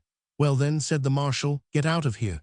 And catching the man by his cartridge belt, he threw him out into the street, and so put an end to his reputation as a desperate character forever. Thompson was naturally unpopular with a certain class in the community. Two barkeepers who had a personal grudge against him, with no doubt excellent reason, lay in ambush for him behind the two bars of the saloon, which stretched along either wall. Thompson entered the room from the street in ignorance of any plot against him until the two men halted him with shotguns. They had him so surely at their pleasure that he made no effort to reach his revolver, but stood looking from one to the other and smiling grimly. But his reputation was so great, and their fear of him so actual, that both men missed him, although not 20 feet away and with shotguns in their hands. Then Thompson took out his pistol deliberately and killed them. A few years ago, he became involved in San Antonio with Jack Harris, the keeper of a gambling house and variety theater. Harris lay in wait for Thompson behind the swinging doors of his saloon, but Thompson, as he crossed the military plaza, was warned of Harris' hiding place and shot him through the door. He was tried for the murder and acquitted on the ground of self-defense, and on his return to Austin was met at the station by a brass band and all the fire companies. Perhaps inspired by this, he returned to San Antonio and, going to Harris Theater, then in the hands of his partner Joe Foster, called from the gallery for Foster to come up and speak to him. Thompson had with him a desperado named Kingfisher, and against him every man of his class in San Antonio, for Harris had been very popular. Foster sent his assistant, a very young man named Bill Sims, to ask Thompson to leave the place, as he did not want trouble. "I have come to have a reconciliation," said Thompson. "I want to shake hands with my old friend, Joe Foster. Tell him I want leave till I see him, and I want make a row." Sims returned with Foster, and Thompson held out his hand. "Joe," he said, "I have come all the way from Austin to shake hands with you. Let's make up and call it off." "I can't shake hands with you, Ben," Foster said. "You killed my partner, and you know well enough I am not the sort to forget it. Now go, want you, and don't make trouble." Thompson said he would leave in a minute, but they must drink together first. There was a bar in the gallery, which was by this time packed with men who had learned of Thompson's presence in the theater, but Fisher and Thompson stood quite alone beside the bar. The Marshal of Austin looked up and saw Foster's glass untouched before him and said, "Aren't you drinking with me, Joe?" Foster shook his head. "Well then," cried Thompson, "the man who won't drink with me nor shake hands with me fights me." He reached back for his pistol, and a jury of 12 intelligent citizens decided it was not young Bill Sims shot him 3 times in the forehead. They say you could have covered the 3 bullet holes with a $50. But so great was the desperate courage of this ruffian that even as he fell he fired, holding his revolver at his hip and killing Foster. And then, as he lay on his back, with every nerve jerking in agony, he emptied his revolver into the floor, ripping great gashes in the boards about him, and so he died as he would have elected to die, with his boots on, and with the report of his pistol the last sound to ring in his ears. Kingfisher was killed at the same moment, and the Express spoke of it the next morning as a good night's work. I had the pleasure of meeting Mr. Sims at the gambling palace, which was once Harris, then Foster's, and which is now his, and found him a jolly, bright-eyed young man of about 30, with very fine teeth and a most contagious laugh. He was just back from Dwight, and told us of a man who had been cured there, and who had gone away with his mother leaning on his arm, and what this man had said to them of his hopes for the future when he left. And as he told it, the tears came to his eyes, and he coughed, and began to laugh over a less serious story. I tried all the time to imagine him, somewhat profanely, I am afraid, as a young David standing up before this English giant, who had sent 20 of other men out of the world, and to picture the glaring, crowded gallery with the hot air and smoke, and the voice of the comic singer rising from the stage below, and this boy and the Marshal of Austin facing one another with drawn revolvers, but it was quite impossible. Pikes Peak from Colorado Springs. And now that it is at an end, I find it hard to believe that I am not to hear again the Indian girls laughing over their polo on the prairie, or the regimental band playing the men on to the parade, and that I am not to see the officers' wives watching them from the line at sunset, as the cannon sounds its salute, and the flag comes fluttering down. And yet New York is not without its good points. If anyone doubts this, let him leave it for 3 months, and do one-night stands at fourth-rate hotels, or live on alkali water and bacon, and let him travel 7,000 miles over a country where a real estate office, a citizen's bank, and quick order restaurant with a few surrounding houses make, as seen from the car window, a booming city, where beautiful scenery and grand mountains are separated by miles of prairie and chaparral, and where there is no Diana of the Tower nor bronze Farragut to greet him daily as he comes back from work through Madison Square. He will then feel a love for New York equal to the Chicagoan's love for his city, and when he sees across the New Jersey flats the smoke and the tall buildings and the twin spires of the cathedral, he will wish to shout, as the cowboys do when they come into town, at being back again in the only place where one can both hear the tough girl of the East Side ask for her shoes, and the horn of the country club's coach tooting above the roar of the avenue. The West is a very wonderful, large, unfinished, and out-of-doors portion of our country, and a most delightful place to visit. I would advise everyone in the East to visit it, and I hope to revisit it myself. Some of those who go will not only visit it, but will make their homes there, and the course of empire will eventually westward take its way. But when it does, it will leave one individual behind it clinging closely to the Atlantic seaboard. Little old New York is good enough for him. The end.